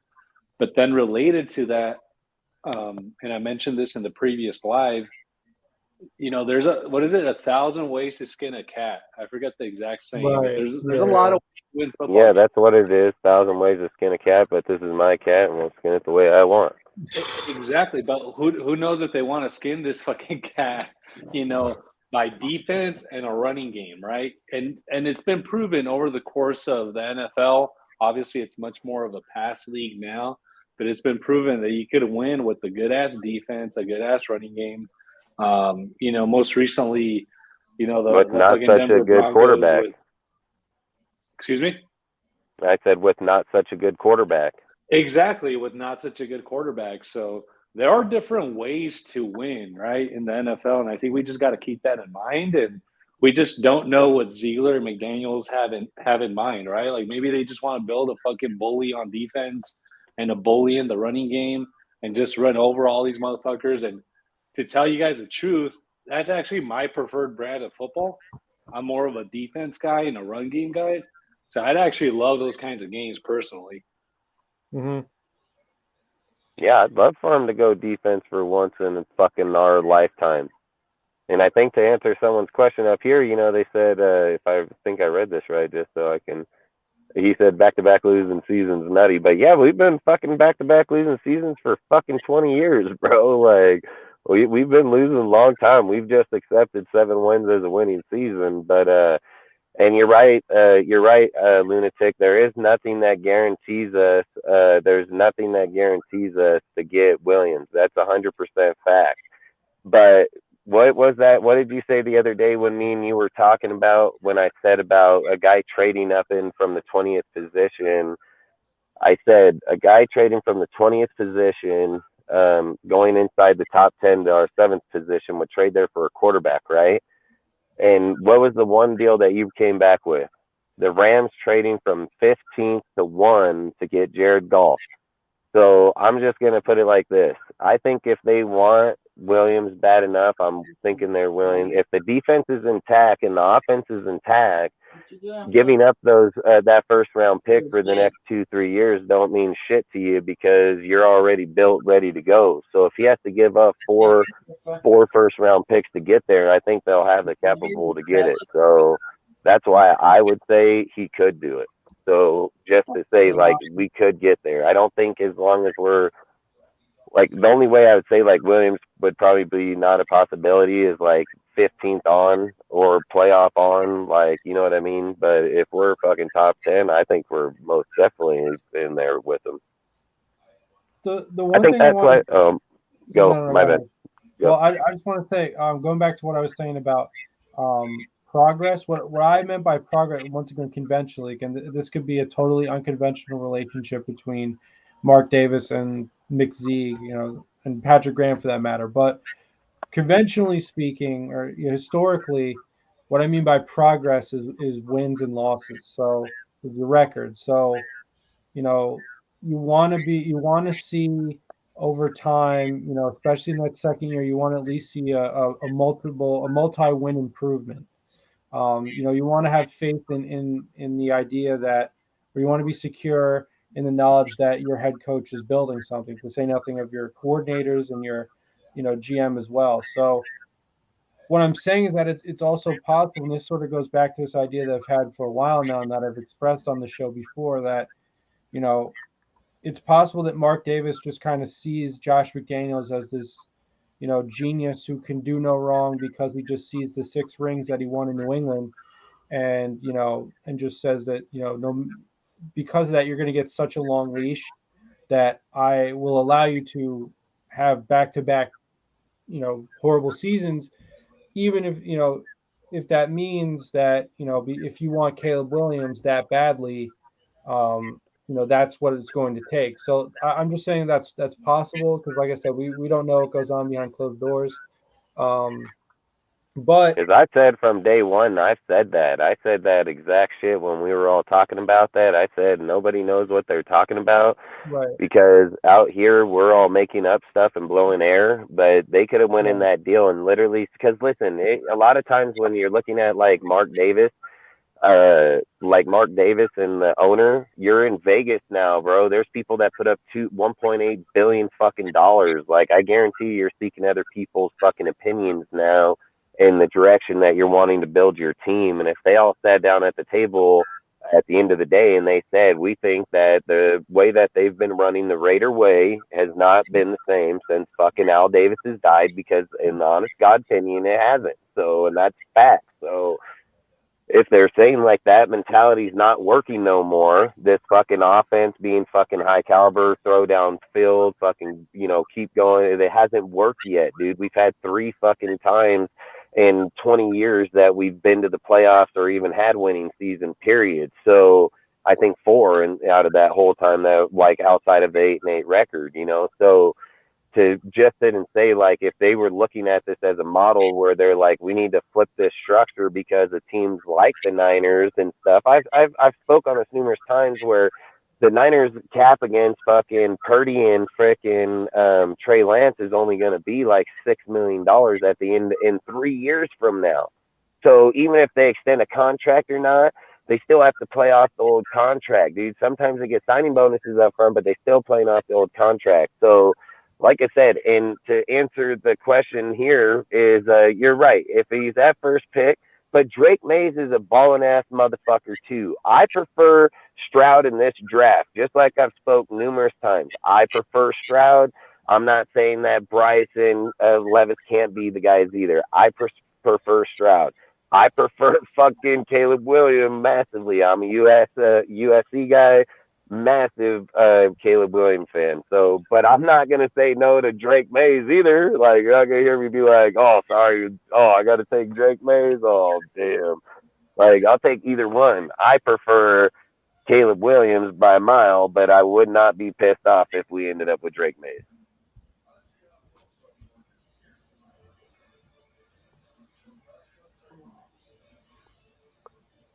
The job's on the line, Tank. Yeah, I just don't think they're gonna. I don't think tanking is their. I don't think tanking's on their mind. I don't know why people keep saying that. Like, when you're transitioning your team and you're moving it from an offense base to defense base and trying to get an actual system structure down. If you're going in for 2 years, I mean, am I mistaken? Didn't Gruden's system have a falter in the first 2 years? Like, he had to do it for 2 years. It didn't take place till year 3 and going year 4 is when his structure actually started. When the progression finally came, yeah. Yeah. So, I mean, if we're sitting here saying like, oh man, if that's going to happen going in, like, I believe like him making the transition over, dude, and then putting it to where the offense doesn't need such a, like, and that's the other thing. Why would you guys be upset as fans or any type of Raider fan if that's what they did? I mean, I get it that it's fancy when you can sit and say like the quarterbacks are throwing the balls down deep every game, See, here's putting up 500 yards. With the thing with Raider fans is that they're just so desperate, and when they don't see their team win, they're like, "Oh my God, it's this person's fault, it's that person's fault." It's like, you know how we all like Raider fans are with Derek Carr, and how there's Derek Carr haters, Derek Carr supporters. Derek Carr has a shit game. Oh, trade Derek Carr, cut Derek Carr. He's terrible. He's not even top 10. Next, he plays lights out the next game. Oh my God, he's top 10. People should really see how good this guy is, and blah blah blah. Like, that's just the fan base we are. We're so bipolar, and we just think about always winning, and then when we don't win, we just think about, we just need to cut this guy, get this guy out of here, blah blah blah. I just think when people say like the Raider way, how he used to throw deep, all this, like, show me the last time Carr had a 500-yard game. I think I can name the exact game. I bet I can name the game. Like, I know the game. Like, I'll tell you right now, I'm almost sure of it. You can look it up right this second. It was the Tampa Bay game with Seth Roberts, dude, fucking breaking open, which is on the highlight video. The closest thing he got to was against Baltimore last year. So I don't know. Even 500. Yeah, that's what I'm saying. So having a high-powered offense, Carr's only throwing for 250-yard average, dude. Like, and Donald and didn't Donald Penn catch a touchdown that game? An offensive lineman? That was funny. Yeah. Wait, we have to find that highlight. I want to make it my mission. Yeah, he got one too. I remember. I think during Carr's rookie season, he got one too. I just say, as a fan, we should accept the team for what they want to do. I mean, that's what I would say. As a fan, we need to accept the team for what the team is doing to win. 300-pound lineman, bro. Okay. Okay, I found a video. Donald Penn has more career touchdowns than Kenny Galladay did with the Giants in the Yeah, span of fact. 3 years. Yeah, I mean, Calvin Johnson's probably had more receiving yards in one game than Kenny Galladay had in his entire career with the Giants. But watch him go to the Chiefs and then they turn him into a beast. Dude, Just anybody like that goes to the Chiefs fits in Who Andy Reid's goes team. to He'll the just Chiefs? Who? Galladay. That's what I'm saying. Yeah, but that don't even say that shit. See, I hate that because you're 100% right that he would go there and Reed would turn that motherfucker in 1,000-yard fucking receiver. Like he will. I'm telling. Like the whole thing I hated when Edwards got over there. I'm like, what the fuck, dude? I'm like, you got this bitch goes over to Atlanta 15 yards. This motherfucker come over here goes for 1,500 yards. Like, what the hell? I was so glad he didn't work out. But man, if he did, oh my god. The only thing I don't want to see our players go to the Chiefs. Period. Not in. I don't give a fuck if it was the water boy. He might deliver them water quicker over there. I don't know. Deliver it on game time for Mahomes. Oh fuck! I swear, man. I don't think McDaniels wanted Carr to throw for more. At the end of the day, he wanted to lose those games. Obviously, he got pissed Dude, off. where is there a game where Mac Jones or Josh McDaniels had a quarterback that's thrown for 500 since Brady? Cam Newton ain't throw for 500. Mac Jones ain't throw for 500. Bailey Zapp ain't throw for. Since Brady, that's there's not a lot. What are you talking about? 500 what? I'm saying no, because you said that like what's it called? Carr doesn't have the high amount of yards. And you're saying like McDaniels like isn't like allowing him or like he's not like getting to those numbers. No, like he said. Well, I was just saying to Gregory is he said Carr would have thrown for more, but McDaniels is a scatterbrain, and I just said is that McDaniels didn't want to let him throw for more. He didn't want him throwing for more. Like at the end of the day, like even when in the he threw beginning less, of the season, he threw more turnovers than he did last year. This is how I feel like after watching the whole season. This is how they thought. In the beginning of the season, if they would have went out and won, they would have went on the whole season like wanting to win. Like I don't think their intention was ever to tank intentionally from the get-go. I said this after the Chiefs game. It was very clear after the Chiefs game what their determination was. The minute that Chiefs game was over, dude, and we lost it like we did, I think they were trying to gauge like where they felt we were against them within the division. That was in their house. Don't forget that either. And I just feel like at that point, they felt like, okay, like we already have a lot of injuries here. We're not going to be able to compete out and be as competitive as we thought all year. We've already missed that window here. I think at that point in time, at that Chiefs game, is when they said, like behind closed doors, where they said, like, okay, we're going to fucking dump Carr. We're going to go with another quarterback so we can free up money because they probably see the money being somewhere else. Like when you sit there and say like, oh, look at the way that Jones and them play there, don't forget they're on a team that's already established. Offensive line is established and the fucking defense is established massively. So those are the advantages they get when they come in there. So I think like I've said this the whole entire time. I just think if you're Josh and you're going to go into year 2, it doesn't make sense to cut Carr and get Jimmy because you're just giving the same money. There's no way to build the team. So I just think that option's been off the board since day one. I've said the same thing about Rodgers. I've said from the number one conversation I've said is Stenham would make the most sense. $5 million to $7.5 million per year for 2 years for $15 million. You sign him as your starting quarterback, dude, and it gives him the chance to be able to start. He ain't proven anything, so he's going to take the contract. He knows the system, so he feels comfortable.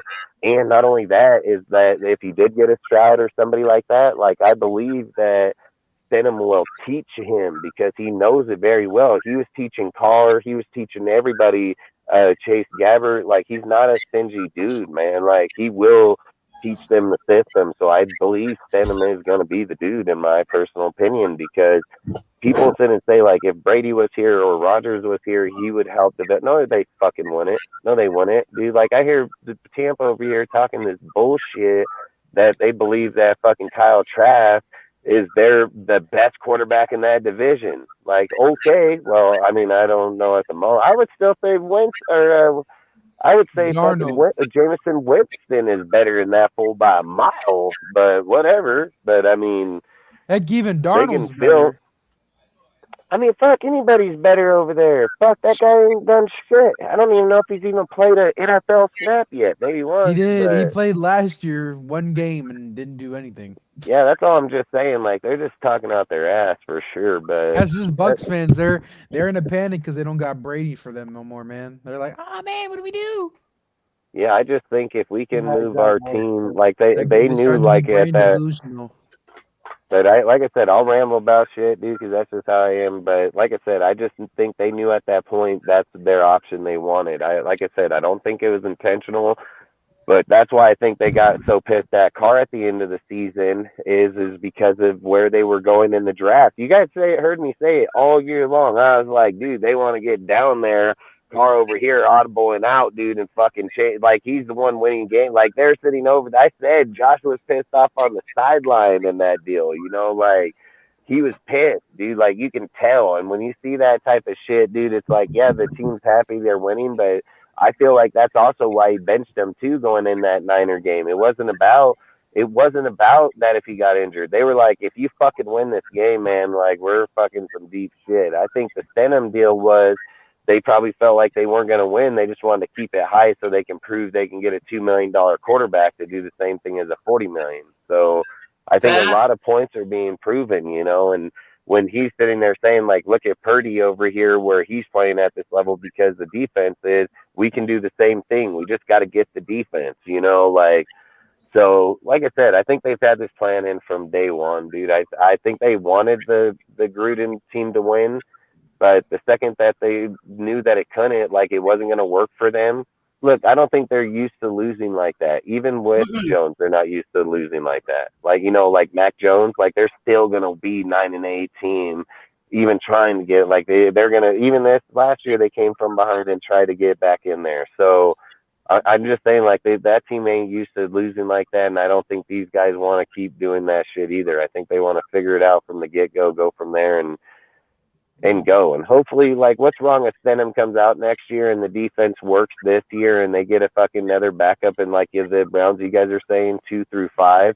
And let's just say that one bit works as a backup. Who fucking cares if Stenham's winning? Why does it have to be a rookie or a veteran or that? Who cares who the fucking name, as long as the team is winning? Like, that's what I've always said. And not just that, Dustin, but who knows? Like, Stidham could be, we don't know. Could be the starter, could be the starter, and could be the long-term guy. Like, he could be Josh's version of, like, you know, Rich Gannon, right? Like hey, let's be real. Let's be real about this. Stidham's never really had a chance to prove himself. Not to say, and that's what I was just gonna tell you right now. Let's be real. Let's sit here and be real. In Stidham's debut, and I don't care what people want to say, tape, whatever, use whatever excuses you want. It doesn't fucking matter to me. I don't care. The first game that Stidham was a fucking Raider in the fucking gear, he put up 34 points. Is that what he put up? On the number one 35? defense. Yeah, on the number one defense. Okay. Hey, fuck it. I don't really give a fuck about all those deals. Can we be honest that if the defense got to stop, would he have won that game? I mean, if the defense got to stop in that game, is Stidham the winner of that game? I think yes. Yeah, I think yes, 100%. Yes. So, and the crazy thing is that if he won that game, everybody's gonna be talking about, whoa, fuck how good he is, how he fucking came over here in Josh's system, how he won. But they want to falter him. Even though he did lose, he still got props for the numbers. They want to falter him because he put up 34, but they don't falter the defense when they allow 37. Like, this motherfucker goes 34, 35 points. He ain't doing shit. And the defense puts up 37, and they're like, yep, Stidham sucks. Like, what the fuck? Like, I don't understand why the defense is so biased where it's like, they're like, the offense is 12. They're like, well, that's not good enough. Defense is 32, and they're like, woo! Fuck ballin', bro. Fuck 6-toe ballers. Woo! Like, what the fuck is going on here, dude? Like, So for me, I think it's crazy, dude. Like I just think it's crazy. Like I said, if Stenham gets one stop defensive stop in the end of that game, he wins that game, dude. And he wins it against the number one defense. And we're not talking those conversations. And when you're talking about fucking 34, 37 fucking point games, the defense has long been checked out of that conversation, you know? So I Or just think after like everything's linked as well. for Stenham, it's not unrealistic. It's not unrealistic to say that if they switch the defense, that he couldn't win games. Why do you think I put him at 7? He hasn't won one yet. He hasn't won one game yet, and I've said it already. I've made posts on our Instagram stuff there. I said he can win 6, 7 games. I know he can. I know he will if he goes out and wins. I'm not unrealistic. I'm not going to go out here and say so you guys like a post or agree with the deal. Oh, he can win 10 or he can win. That's probably not true. I mean, I'm just saying it isn't true, but it's not. Who knows? But I'm just saying if I'm being a logical guess with logical numbers, I'm going with 6, 7 all day with Stenham if that defense is really truly turned around. So I don't see how it's not. The offense is already there. He's shown he can play with them. He's shown he can score. He's shown he can go downfield. If they do add another offensive lineman there to help solidify that line, the defense is where he had to go out and compete every round. That defense goes out, gets 1 or 2 more stops per game. They're winning a lot more games. So, like I said, I just think in there you can win with them. So are you saying that you want to draft a quarterback this year and re-sign Stidham? Because no, what I would say is like what I would do is if it was me is if you don't have if let's just say that we go to 7th pick, right? We don't move up or anything. We're at 7th pick, and let's say that Stroud, Levis, and Bryce are all off the board. I would go defense, 100%. I'd go defense at that point. And then I would draft a quarterback later in the round just to compete with Stenham because my goal obviously would be Caleb Williams or Drake Mays the following year. But if I was going this year, like I said, I would try to trade the 3 to get Stroud from Arizona. As long as nobody traded the 1. So as long as nobody trades the 1, if somebody trades the 1, I'm content with any of the 3. If nobody trades the 1, I want Stroud. If we stay at 7 and one of the quarterbacks can make it to us, again, I don't care which 3 it is. I prefer Stroud. As long as it's Levis, Stroud, or Bryce at the end of the day, I don't give a fuck. And yes, I would play Stroud or Stenham because Stenham knows the system the best. Stenham knows Josh the best. He's been with them for 5 years. Unless the quarterback we draft clearly beats him out, there's no doubt about it. And you got to think about it. I think free agency is what, in 2 weeks? Is that when free agency is? In 2 weeks from now? So 2 weeks from now, you're going to go into free agency. And then guess what? If you don't get a quarterback in 12 days, I believe. In 12 days. Yeah, if you don't get a quarterback in free agency, guess what? Guess what's going to happen? You get one for 100% sure in the draft. Like that's how you're gonna answer that question. So that question will answer itself in free agency by far. And I think it'll just see how Josh and Ziegler are looking at it at that point. Because if Josh and Ziegler are looking at the team at that point and they sit and say, okay, if we can throw in a linebacker, a corner, and D tackle, and we're getting 11 picks. So this is why I say it can get dangerous for them because they're like Ziegler's not dumb educated in any means. Like Ziegler is not dumb educated in any means.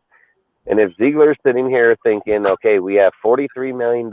Yeah, we cut Carr, but guess what? If I'm able to go over here and get this corner and this linebacker and the draft goes the way we think we could, we may still be competitive. So maybe we go with Jimmy G because he has a hurt foot. We want to get a 1 year out of him to make sure his foot's healed.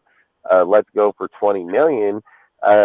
I mean, I'm not going to say that's not unreal. Like it's not unrealistic that it could happen either. I think it's where they're going to see where they see the team when they get to free agency. Because to me, I sit and say, why try to put in a little player here, a little player there, when we can just rip the bandage off and put everybody in there, you know? So that's all I think, you know. If we put a good defense up and pick up other receivers like Robert Woods, we can win with To an be average honest, I would quarterback. pass on Robert Woods. I mean, dude, you I'd got take to remember, Lazard over Woods. you got fucking, so would I. Yeah, I would take DJ Chark too for sure. Yeah, DJ Shark over Robert And Woods any day. What about yeah, you and take then you got Lazard DJ too Nelson Chark any over? day. Aguilar, dude. You got all kind of players that are going to be coming out Lazard over. over Woods too any I'm day. taking Lazard over Shark, honestly. Yeah, any day taking him over. But long story short, it doesn't matter about who the second is everybody's going to have different opinion because that's what, like I said, it's about. So whoever your number 2 is just means it's a true number 2 because I didn't hear out of any person that just said anything about the receiver did I hear fucking Holland's name in that motherfucker, period. Hey, Dustin, we both agree he's like a 4 or a 5. Yeah, he's a 4 or 5, 100%. There's no doubt about it, dude. He's a 4 or 5, and there's nothing wrong with it. You know, there's nothing wrong with having a 4 or 5. And when you're saying like Robert Woods, and you're saying Lazard, and you're saying frickin' who did you say that you were thinking about? Or DJ Chark, or other players. Like I said, you have fucking a lot of other dudes out there too. You have Odell Beckham that's going to be out there. You're going to have a lot of people that are going to be released and be out there. So you have I think you'll have a really good pick at it. But the difference is when they're talking about it, they're talking about a true number 2 receiver because, yes, you have Devontae, yeah, but you do need that true number 2 receiver. So I do believe that when you're looking at names like that, it would benefit our team the best at a true number 2 receiver. So, like I said, I mean, I think our team needs to take the time and rebuild. And I think if you do through this draft, and again, like I think intention wise would be for Williams or Drake next year. But I mean, if anybody knows college and watches it, there's a lot of good quarterbacks going to come out next year. So I think you would love to have Drake and you would love to have Caleb, but I think there's going to be at least 3 other quarterbacks out there. I mean, look, Bo Nix, dude. I know how some people feel on Bo Nix, but I think Bo Nix is a baller, bro. That fool accurate as fuck, dude. He's got a great arm. He's got good vision. But the point of the story is that there's a lot of other quarterbacks out there that can be really good out there, and especially in this system. Yeah, I mean, for sure. So there's going to be a whole bunch of options this year, next in the draft when it comes to quarterbacks. To see what this organization does with that. So with that, why don't we switch gears a little bit? Switch to another topic. Al's Ghost, if you're still here, if you want to start us off on your topic, which is the pros and cons of trading for Jalen Ramsey. So obviously, this has been something that has been circulating throughout Raider Nation, in terms of rumors and ideas and theories and whatnot. Obviously, it would be a huge trade. Right away, I would say that, the big con to that would be you could probably say goodbye. Hey, I'm a huge Duck fan, bro. I go there and watch those games, dude. So. Oh, that's right. Yeah, you live in Oregon, yeah.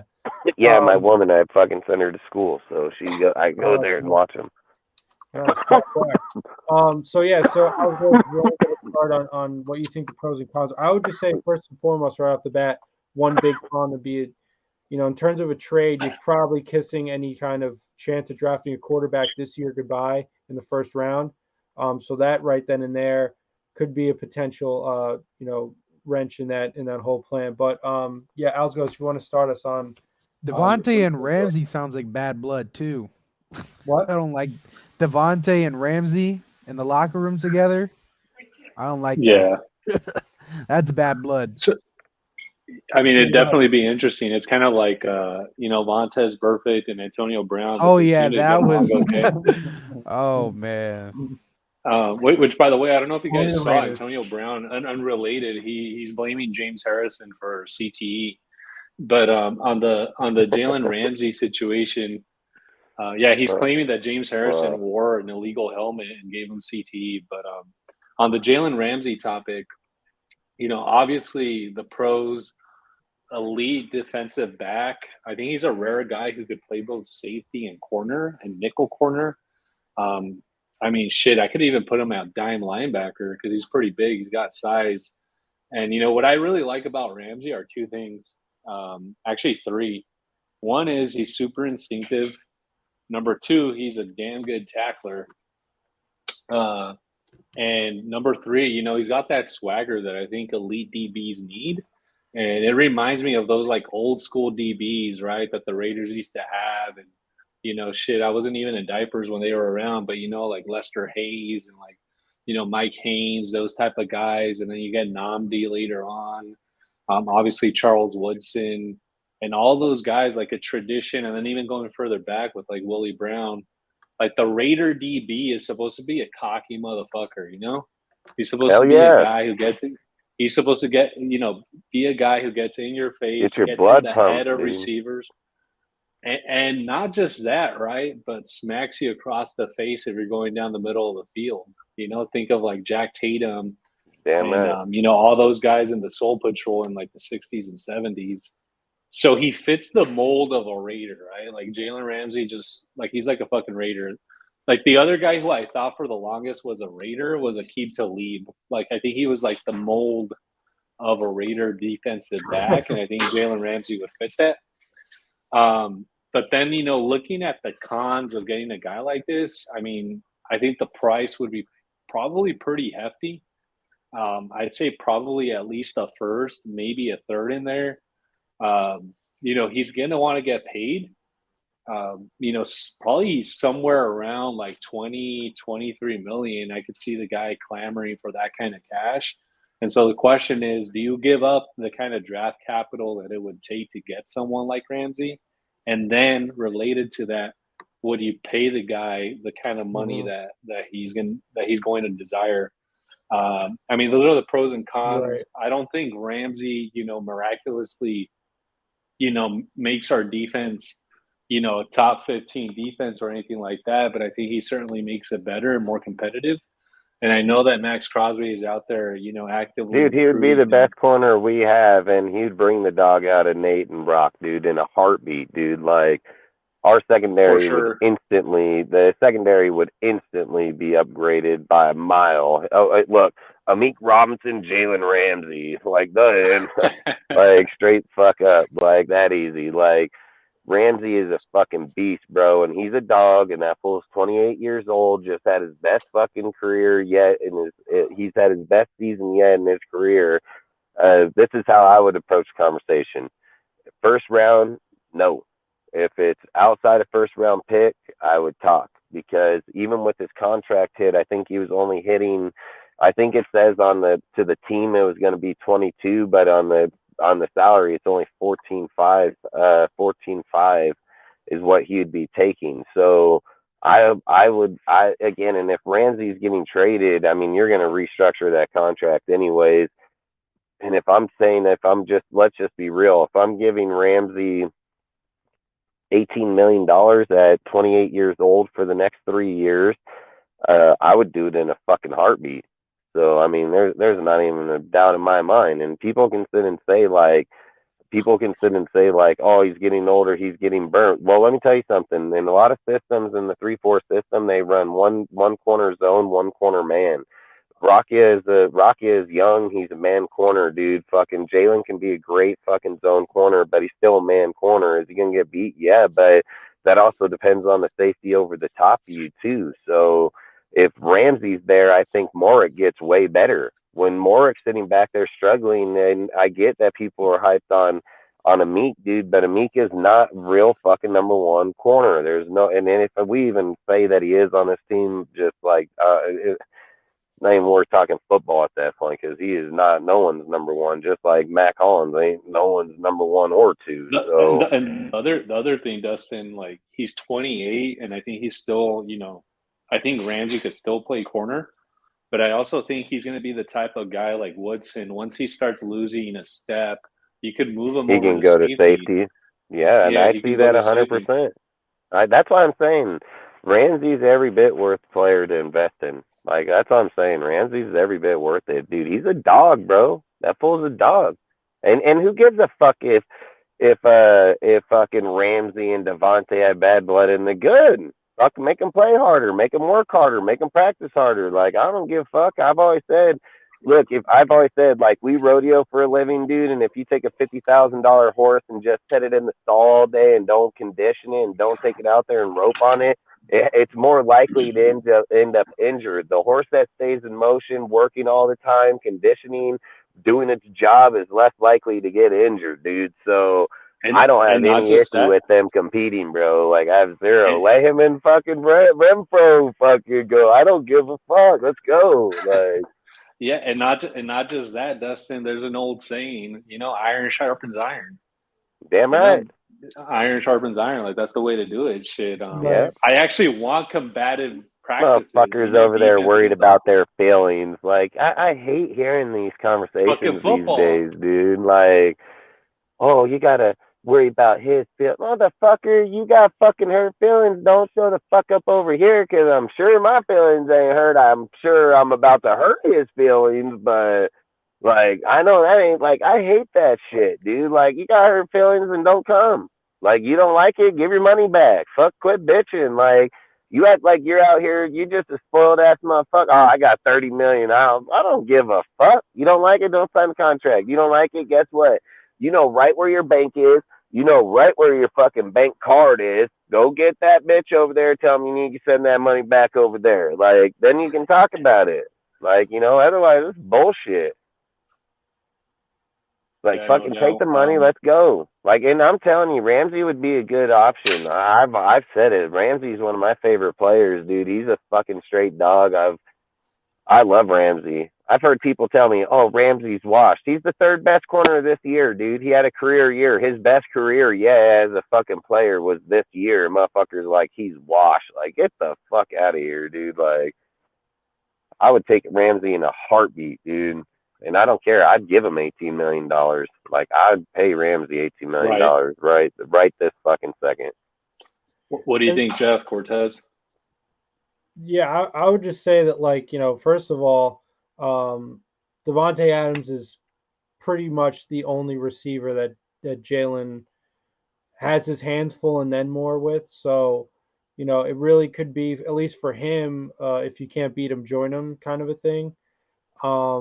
Like I said, I mean, first and foremost, and this is hard to get around or for me to get past, but, as we were just talking about our previous topic, if the plan is to draft a quarterback this year in the first round, whether that's by trading up or hoping that a guy like Hendon Hooker and Anthony Richardson falls to you, you could probably kiss that goodbye if you're going out for getting Jalen Ramsey. And, there's not anything necessarily wrong with that, I guess. It's a matter of the plan. But, I mean, for me, I just, I'm frustrated because I'm still trying to look for the plan here. I don't really, in terms of football, I still don't see the vision. I don't see the plan that this organization is trying to create. But it will make sense to me. They just want solidarity, dude. Like, they know our defense is trash. Yeah, and I get that, but I mean, the other concern is you don't want to put the cart before the horse, and what I mean by that is, as you guys have mentioned before, building a foundation the right way. I mean, that does start with the quarterback. Now, I mean, I get the hype with Stidham because against the best defense in football or one of the best defenses. I think they look at it as it starts with the franchise. Like, I think that's how they look at it. It starts with the franchise, and then they build from there.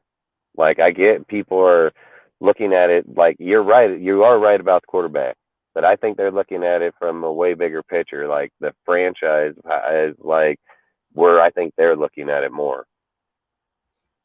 Yeah, well, I just meant, like, obviously because McDaniels and Ziegler, their jobs they're not under fire as of yet. So as long as we're sticking with them, the first move or the biggest question right now is quarterback, not corner. And, I get it, right? Like, Jalen Ramsey is one of the best, players. He's definitely the best at his position. He's one of the best defensive players in football. He's still playing at a very high level. He's worth a lot. And, obviously the Rams, they need picks, right? They became the ultimate win now team. last year. They got it done. They won their Super Bowl, and now they're kind of reeling as far as trying to figure out how to build or continue any kind of or start a new chapter and build any kind of a future. So because of that, I'm definitely very confident that the Rams are trying to shop him, but Salute, Raphael. a player that he is. Salute, man. Thanks for joining. Because Here's of a that, question: would you even entertain a first round pick for Ramsey? that's what I'm saying. Like Because I'm not giving up the 7th overall pick for that motherfucker. No way, no how. I mean, that's probably what they're gonna want, right? Like, I mean, what else? And that's why I said, like, if the conversation, this is how I would go into the conversation of Ramsey to begin with, is like, I'd be like, would I trade for Ramsey? Yes. But let's just say that and I'm just using an example, right? Let's just say you're the Jets, right? And I say the same thing like I've been saying about Rodgers. Like, hey, are you willing to give a first for Ramsey? And you say yes. Well, we got to be out. Like, got to be out instantly. You know what I mean? Like, you have to be out of that conversation right then and there. So I don't think you entertain the conversation of Ramsey. Where I think Ramsey's conversation becomes entertainable is like when they're like, okay, nobody here wants to give up a first, so let's just see like where our second and thirds end up. Like that's where I think it would be more of a battle, in my opinion. I think you'd get more out of Ramsey if you went for a second, third round like kind of fight. You know what I mean? Because I think when you're looking at ones, you're limiting because like the Raiders would love him, but they're not going to give up the 7th overall pick. And I think he would matter massively to our team, but you can't give up that much for him. Like you're just instead of doing it for a quarterback, you're doing it for a cornerback. Like, and I want to do it he's 28. Like I love him. He's great. But let's be real, I'd rather make that type of move for like a 24-year-old that's at Ramsey's level. You know what I mean? Like Sauce or somebody. Like I'd entertain shit that way, but yeah, I mean, just like I said, I mean, it's I don't want to put the cart before the horse. I'm gonna say no just because I can't see a trade happening that wouldn't be a case of taking one step forward but taking two steps backward. In other words, I agree. Yeah, it would break the bank whether we're talking about picks or other personnel that would be very valuable. I mean, you're probably talking if we're not talking picks, you're probably talking about a Waller, Players, yeah.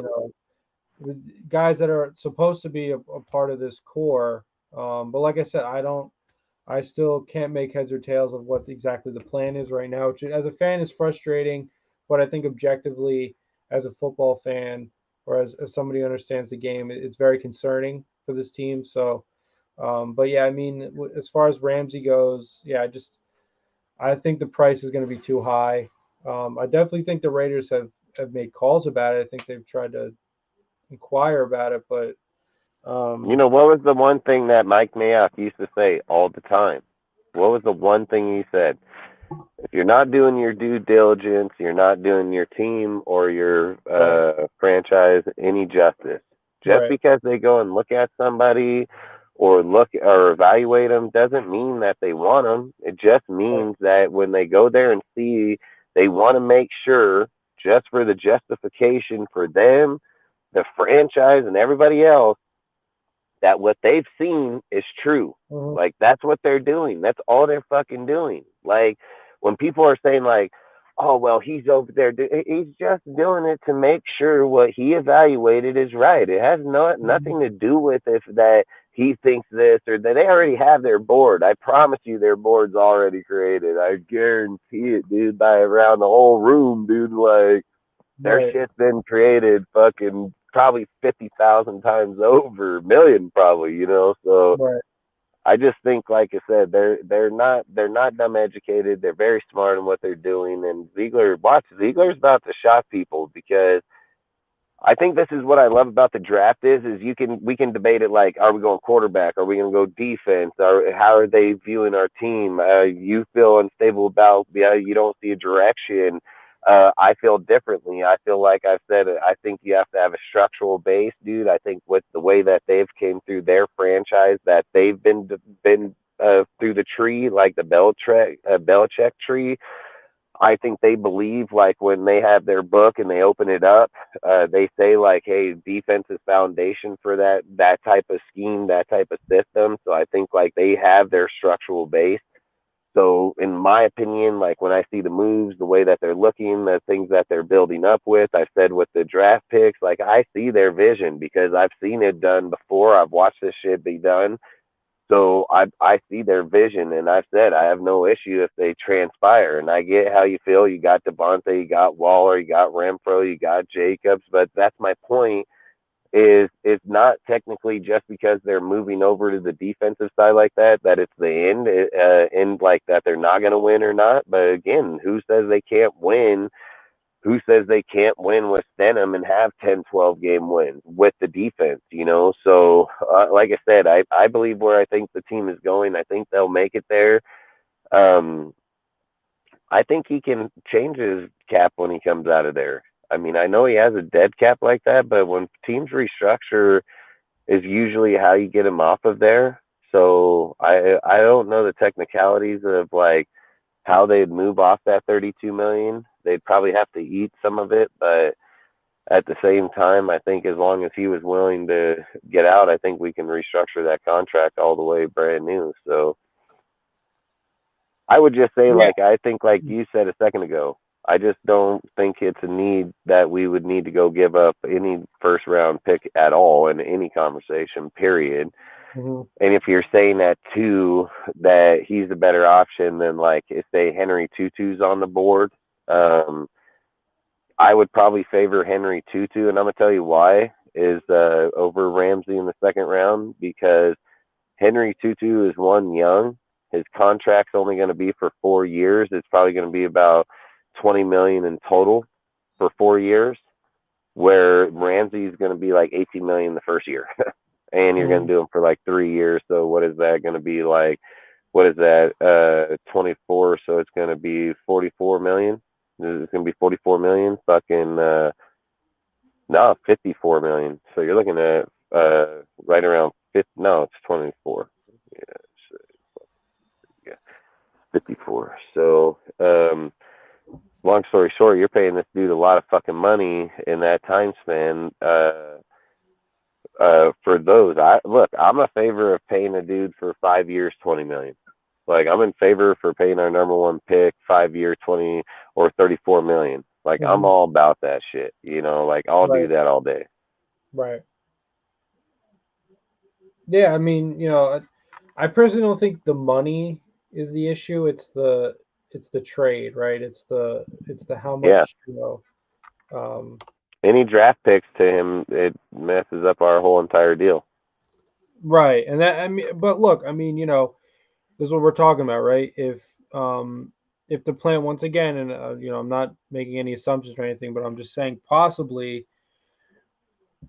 if they're looking towards getting Caleb Williams or Drake May, if you go out and you burn, you know, even if it's as much as a first and a second round pick this year, and you do the draft just like you did last year, where you start in the third round, because the Rams traded 2 first round picks and a 4th round pick to the Jaguars back in 2019 when they got him, but they're not going to be able to get that much for Ramsey, but they're going to want a lot. So because of that, like I said, it's probably realistic a first and a second round or something like that. Yeah, because you think where they're kind of probably trying to play him like they're going to do Josh, where Josh just came off his best year and Ramsey's coming off his best year at 28. So they're like, we better shop him now and see if we can get a first back out of him when we gave 2.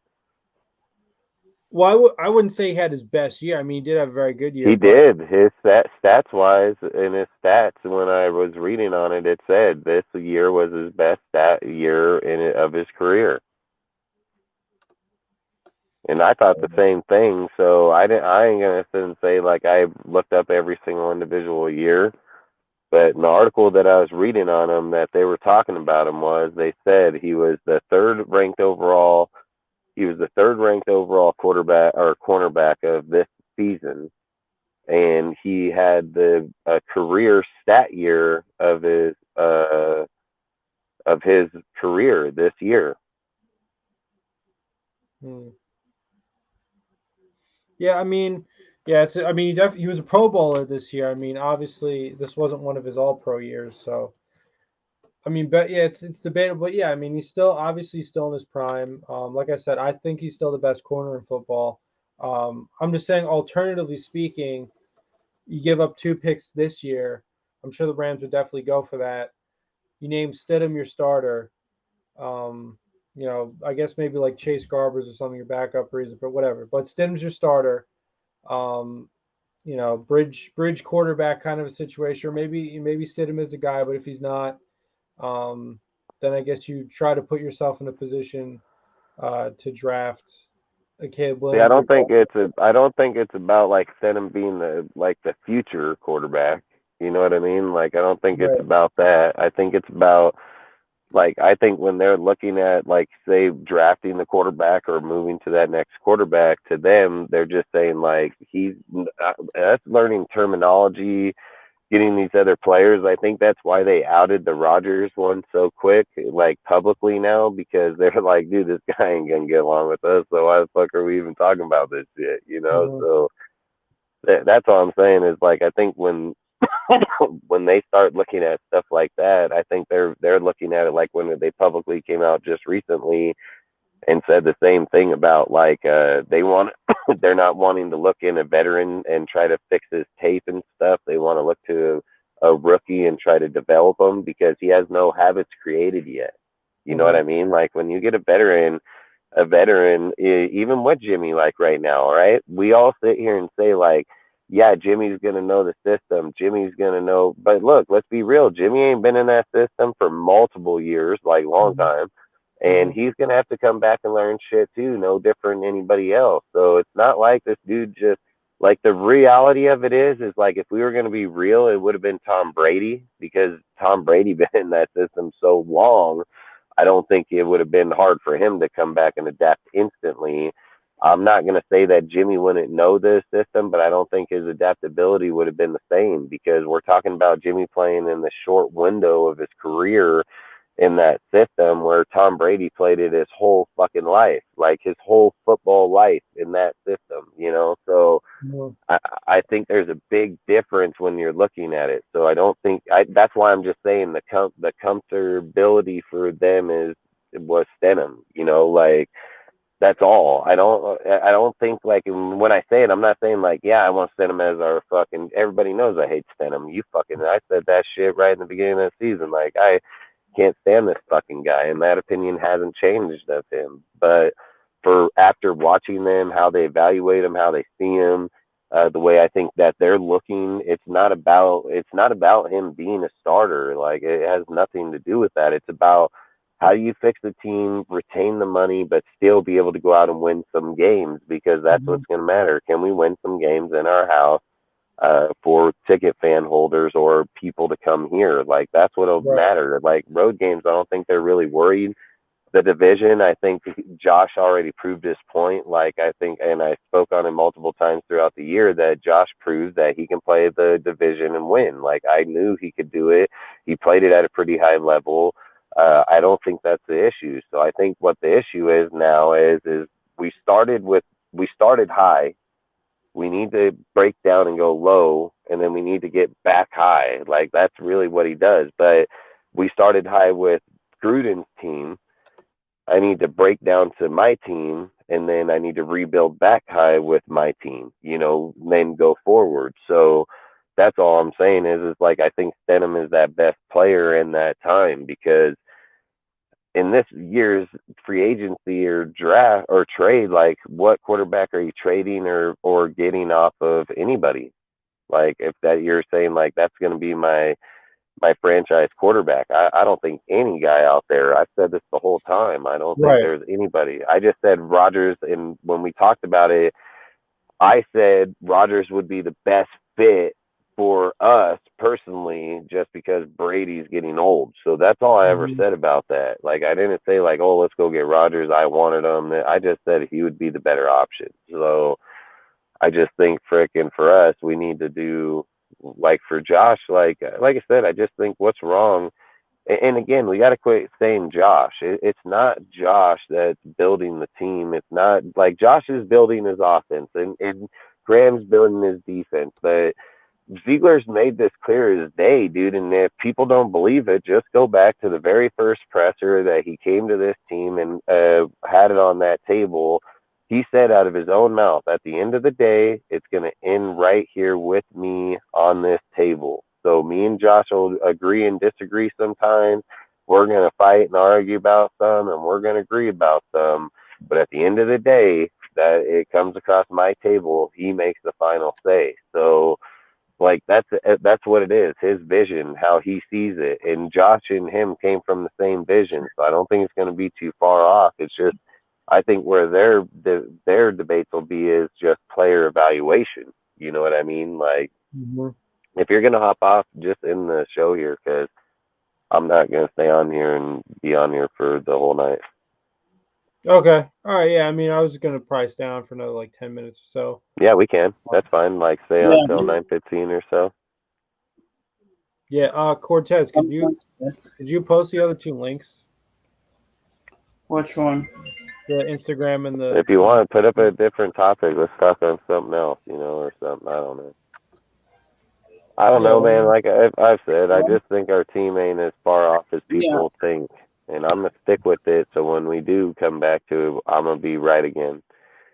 And just like my woman says, she hates that I'm always right, but I just say I love it. So, no, I'm just kidding. But, I ain't trying to say I just hope for our teams the best. Like, I'm not who say if I am right. I'm just saying, like, at the end of the day, I want the best for our team. And at the end of the day, I know, like, if we were to just have an episode on Josh and Ziegler, they're fucking very educated fucking people, man. Like, I hate like I had people hit me up today and were like, oh, fucking Reece, Josh didn't want him. Look, it's not nothing with Josh. Josh don't have a say in those types of things. It's fucking Ziegler and then Reece.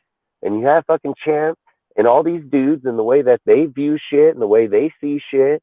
And they were like, yeah, but he resigned because he didn't. I said, nah, bullshit. That's a nice way to say the same thing like Gruden. Like, Gruden and his ass could have got fired or you resign, motherfucker. Like, how you want the labels up to you? I don't really give a fuck, but you ain't going to be here. Like, that's facts. And that's fucking Ziegler and Mark Davis fucking talking about it because there is a factual point is Mark Davis is the one that put Reece in that spot. So Mark Davis is the same motherfucker that went over there and had that same bitch ass conversation like he did Gruden, he did with fucking Marcel Reece, dude. Like, I'll bet anything I own, dude. Like, Ziegler and them said, like, hey, we need that spot. We need to put somebody in there that probably has a real credential, not one of your ex-players. And I agree with it. Like, I'm not against them putting better people inside this organization, but at the end of the day, these guys have their vision and they're going to build it. And they've already convinced Mark of it, dude. Like, you can see they're getting rid of all Raider player personnel. Like, they want people. Watch, don't be surprised if fucking Deuce Gruden and them end up out of there too, because I was seeing that statistic report today that said that our training staff, I think, was fucking ranked 22nd. Yeah, I'll bring it up if you want. Yeah, so ranked 22nd. But long story short, like I was thinking about that right when I seen it, and I was like, "Fuck, watch Deuce Gruden get his ass up out of there." So. No, like I'm just gonna say this: no more fucking bringing former. If your father was like a coach with the Raiders, don't bring him in here. Like that's why we got rid of Marcel Reece because he was a former player. Like Deuce Gruden's the same way. His dad was a coach. It's just let's let Josh McDaniels and Dave Ziegler bring their own people in because they're because I think like when people really look at it, Mark Davis is really focused on his basketball team. If we could see, like he gave Dave Ziegler the Raiders to be in charge of the Raiders. Yeah, because at the end of the day, Josh's job is to worry about the coaching staff. That's what Josh's job is. At the end of the day, Dave Ziegler's job is everything that deals with the franchise. Every single thing that deals with that franchise goes through Dave Ziegler. So I just think like when you're sitting there looking at it, like everybody has their spots, everybody needs to be where they're at, and they've done it with their scouting. Like when they come out and people say from 3 years from now that the difference between the way they rebuilt the team and the difference that John Gruden was going, like I'm a huge John Gruden fan. All right, I'll just be honest. I'm a huge John Gruden fan. Like when I heard John Gruden was coming back, I was like, "What the fuck?" I watched him when he first came here the first time, dude, and that was why I was so fucking like yes to the Raiders. Everything at that time, like it was the greatest Raider team I seen with my own eyes. Like I was stoked on it, dude. So Chucky, dude, fucking being created in the early 2000s, like that was insane. But like I said, long story short, dude, that's what made me gravitate to be a diehard Raider my whole entire life, dude, was that era right then and there. And when he came back the second time, I was so stoked, dude. Don't get me wrong, I loved it, dude. And like it took how he came and dismantled it, and 2, 3, 4 years later, his results start showing up. I it's like I said, I think but I think we're going to see way bigger results way faster. And not only that, with players scouting and drafting and shit. Because Like, I don't think we're going to have let's Neil talk about Farrell. this too, Dustin. They're already into next year's draft. They already finished up this year's. They're already focusing on to 2024.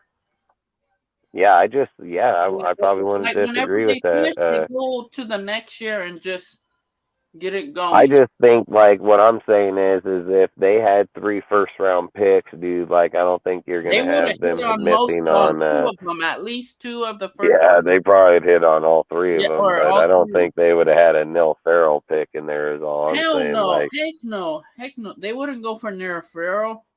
Like I ain't gonna disrespect Nero Farrell, but I have a jersey of his autograph. I have him. I have a Waller. I have right now behind this. I mean, I like Neil. I'm saying Clee Farrell. Like, No, I don't Clee, like Clee Clee. I Farrell. mean, Yeah, or my bad. Let me say this, Clee. I have a Cleveland Farrell autograph jersey. I have a Jonathan Abram autograph jersey. I got a Trayvon Mullen autograph jersey right now in the in the football box thing. I have never put it up. Like why? yeah. I've always said I think Gruden coaching this system would have been fire. Like Ruggs wouldn't have went and did that shit because Ruggs fucking knows how Gruden is. Like, there's a difference.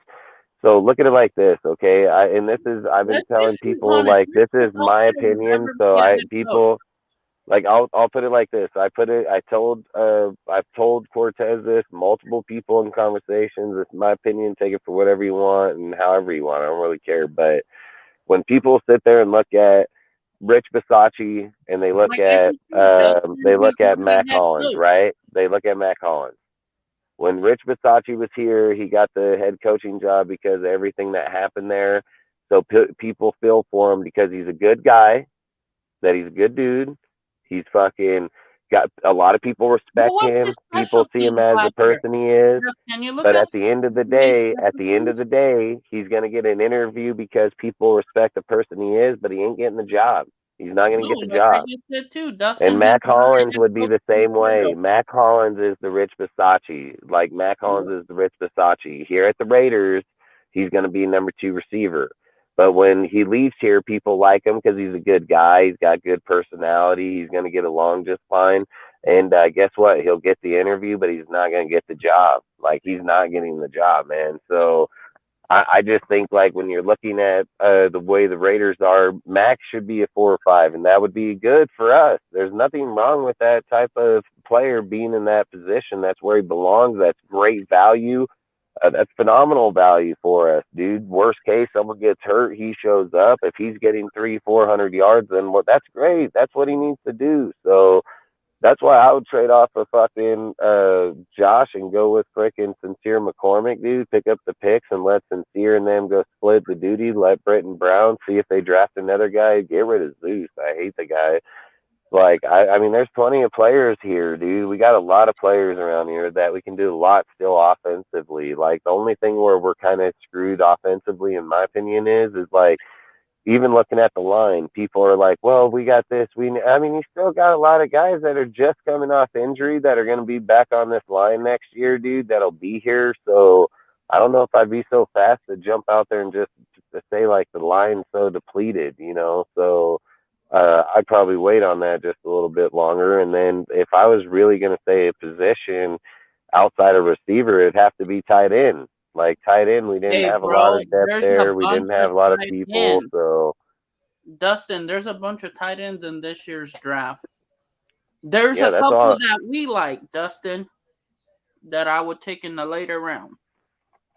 Yeah, I just say like we need to build where the team needs to build to be correct, you know.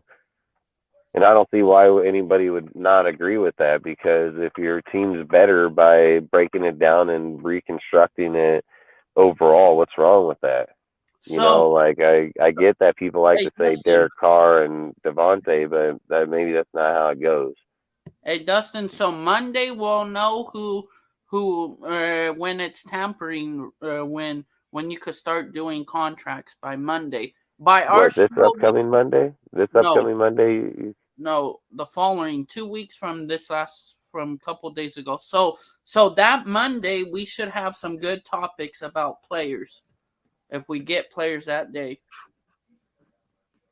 Yeah, I mean, I ain't gonna disagree because I'm not gonna disagree. Frickin' So Monday's gonna be a good show next week. Not next week, the following week. yeah, the following one, but that's in 2 weeks from now, dude. That's like 2 weeks from now. We're only on a And Wednesday. and to be honest, like I've been saying about Andre James is not gonna go nowhere. After what I heard from Dave Ziegler, he does not want to get rid of Andre James. He would rather keep him. Yeah, and I would too. Like I said the whole Bro, time, you're to be honest, having to he's a repair real too like many spots. he helped that O line to be a top 10 O line in the NFL. And like Yeah, people that talk said, if crap, you're oh, looking Carr at didn't do this, the fact that Carr supposedly Carr, there's one thing that I'm very happy that we don't have to go through this no more with the quarterback. When Carr would get under pressure and didn't see nobody, he would throw it into the ground to the sideline. No, we need somebody that can move around and get a ball somewhere at least, not fucking throw it into the ground. yeah, he did that shit all the time. Throw it in Yeah, the bro, that's ground, what throw it made up me out of do it bounds, more. dude. Yeah, Fucking throw it out the bullshit. back of the end zone. And Like, this why guy not could challenge run. Why was somebody he at so least, much you know? afraid to run, Dustin? I said, Well, I think like the one time that really pissed me off about Carr, and the only time I've ever really thought sus about Carr in my time as a Raider fan for him was on fourth down when he threw it out of bounds. I was like, "What the fuck are you doing, motherfucker?" Like, I would have straight fucking and to tried. be honest, Carr Like was that very had to be scared the on stupidest fourth and fucking thing I inches. ever seen in my If own you with notice, my own Dustin, eyes. Like, he was very scared to take quarterbacks sneaks like on fourth and inches. Like he wouldn't do that shit. I'm like, dude, see, look, I like when people sit and say like, "Oh, what do you think about Anthony Richards?" And I say, "Well, he's not a guy I would go with, right?" no It heck no. doesn't mean I don't like him, okay? Like I just want to make that clear. It's not like when I talk about him, I do have strong feelings against the dude about, yeah, like in my opinion, I want to take him. He's not the type of guy for this system. I don't want a guy that's going to run past Devontae Adams. If you're looking to trade He's a Adams, little Lamar uh, Jackson. if you're looking to try to trade Devontae Adams and go a different route with him, then I would have no issue with it. But to sit here and say like you're gonna pick him and then frickin' have Devontae Adams, like I'm probably not for that. So not at all. So all I would say is that at that point, Yeah, but bro, I'm I about would to just move take on. whatever quarterback they like to build our team. Like that's all I'm gonna say when we get to the draft. Like I'm just gonna Hey, say that going to the draft. I prefer Stroud, but whoever the fuck they choose, I'm content with, dude. But all I'm saying is at the seventh pick, I don't believe AR's value is at no, seven in he is any not way, the means, answer at that pick. or Hey, shape. I Dustin, just think there's a lot of people there, and I know unless the combine, which we'll see this weekend, like if he comes out and he's just dead accurate, dude, knocking fucking hey, dudes Dustin, across I'm gonna every go though, all deal, right, bro? then we can talk about it. But what happened? I'm about to head out. I gotta go take care of Uncle's blood. Get him. All right, I'm gonna bounce anyways, dude. So I already told him I was trying to hop off right now anyway. So All right, I appreciate all you guys. I appreciate all you guys showing up, man. Appreciate you guys hitting up in the chat. You guys were live today. We really do appreciate it. Love the conversation. Love the going back and forth. Love people's opinions. Appreciate all of you showing up every single show that we have 3 times a week. Monday, Wednesday, Friday, 7 p.m. Pacific, 10 p.m. Eastern. Like I said, we'll be live again Friday. We appreciate all of you. I hope you guys have a great night, and we'll talk to you then. Peace out. Salute, Raider Nation.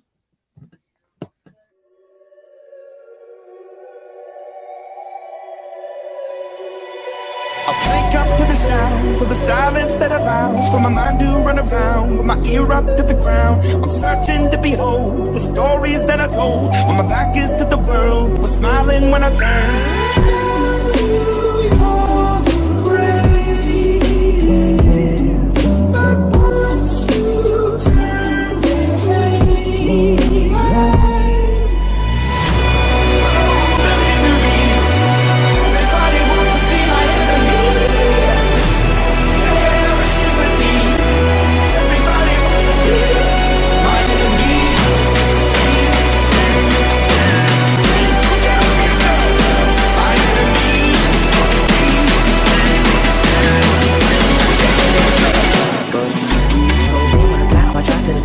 Thinking out the box, I'm an astronaut. I blasted off a planet, rock that caused catastrophe, and it matters more because I had it. Now I had a thought about wreaking havoc on an opposition, kinda shocking. They want a static with position. I'm automatic, quarterback, I ain't talking shit.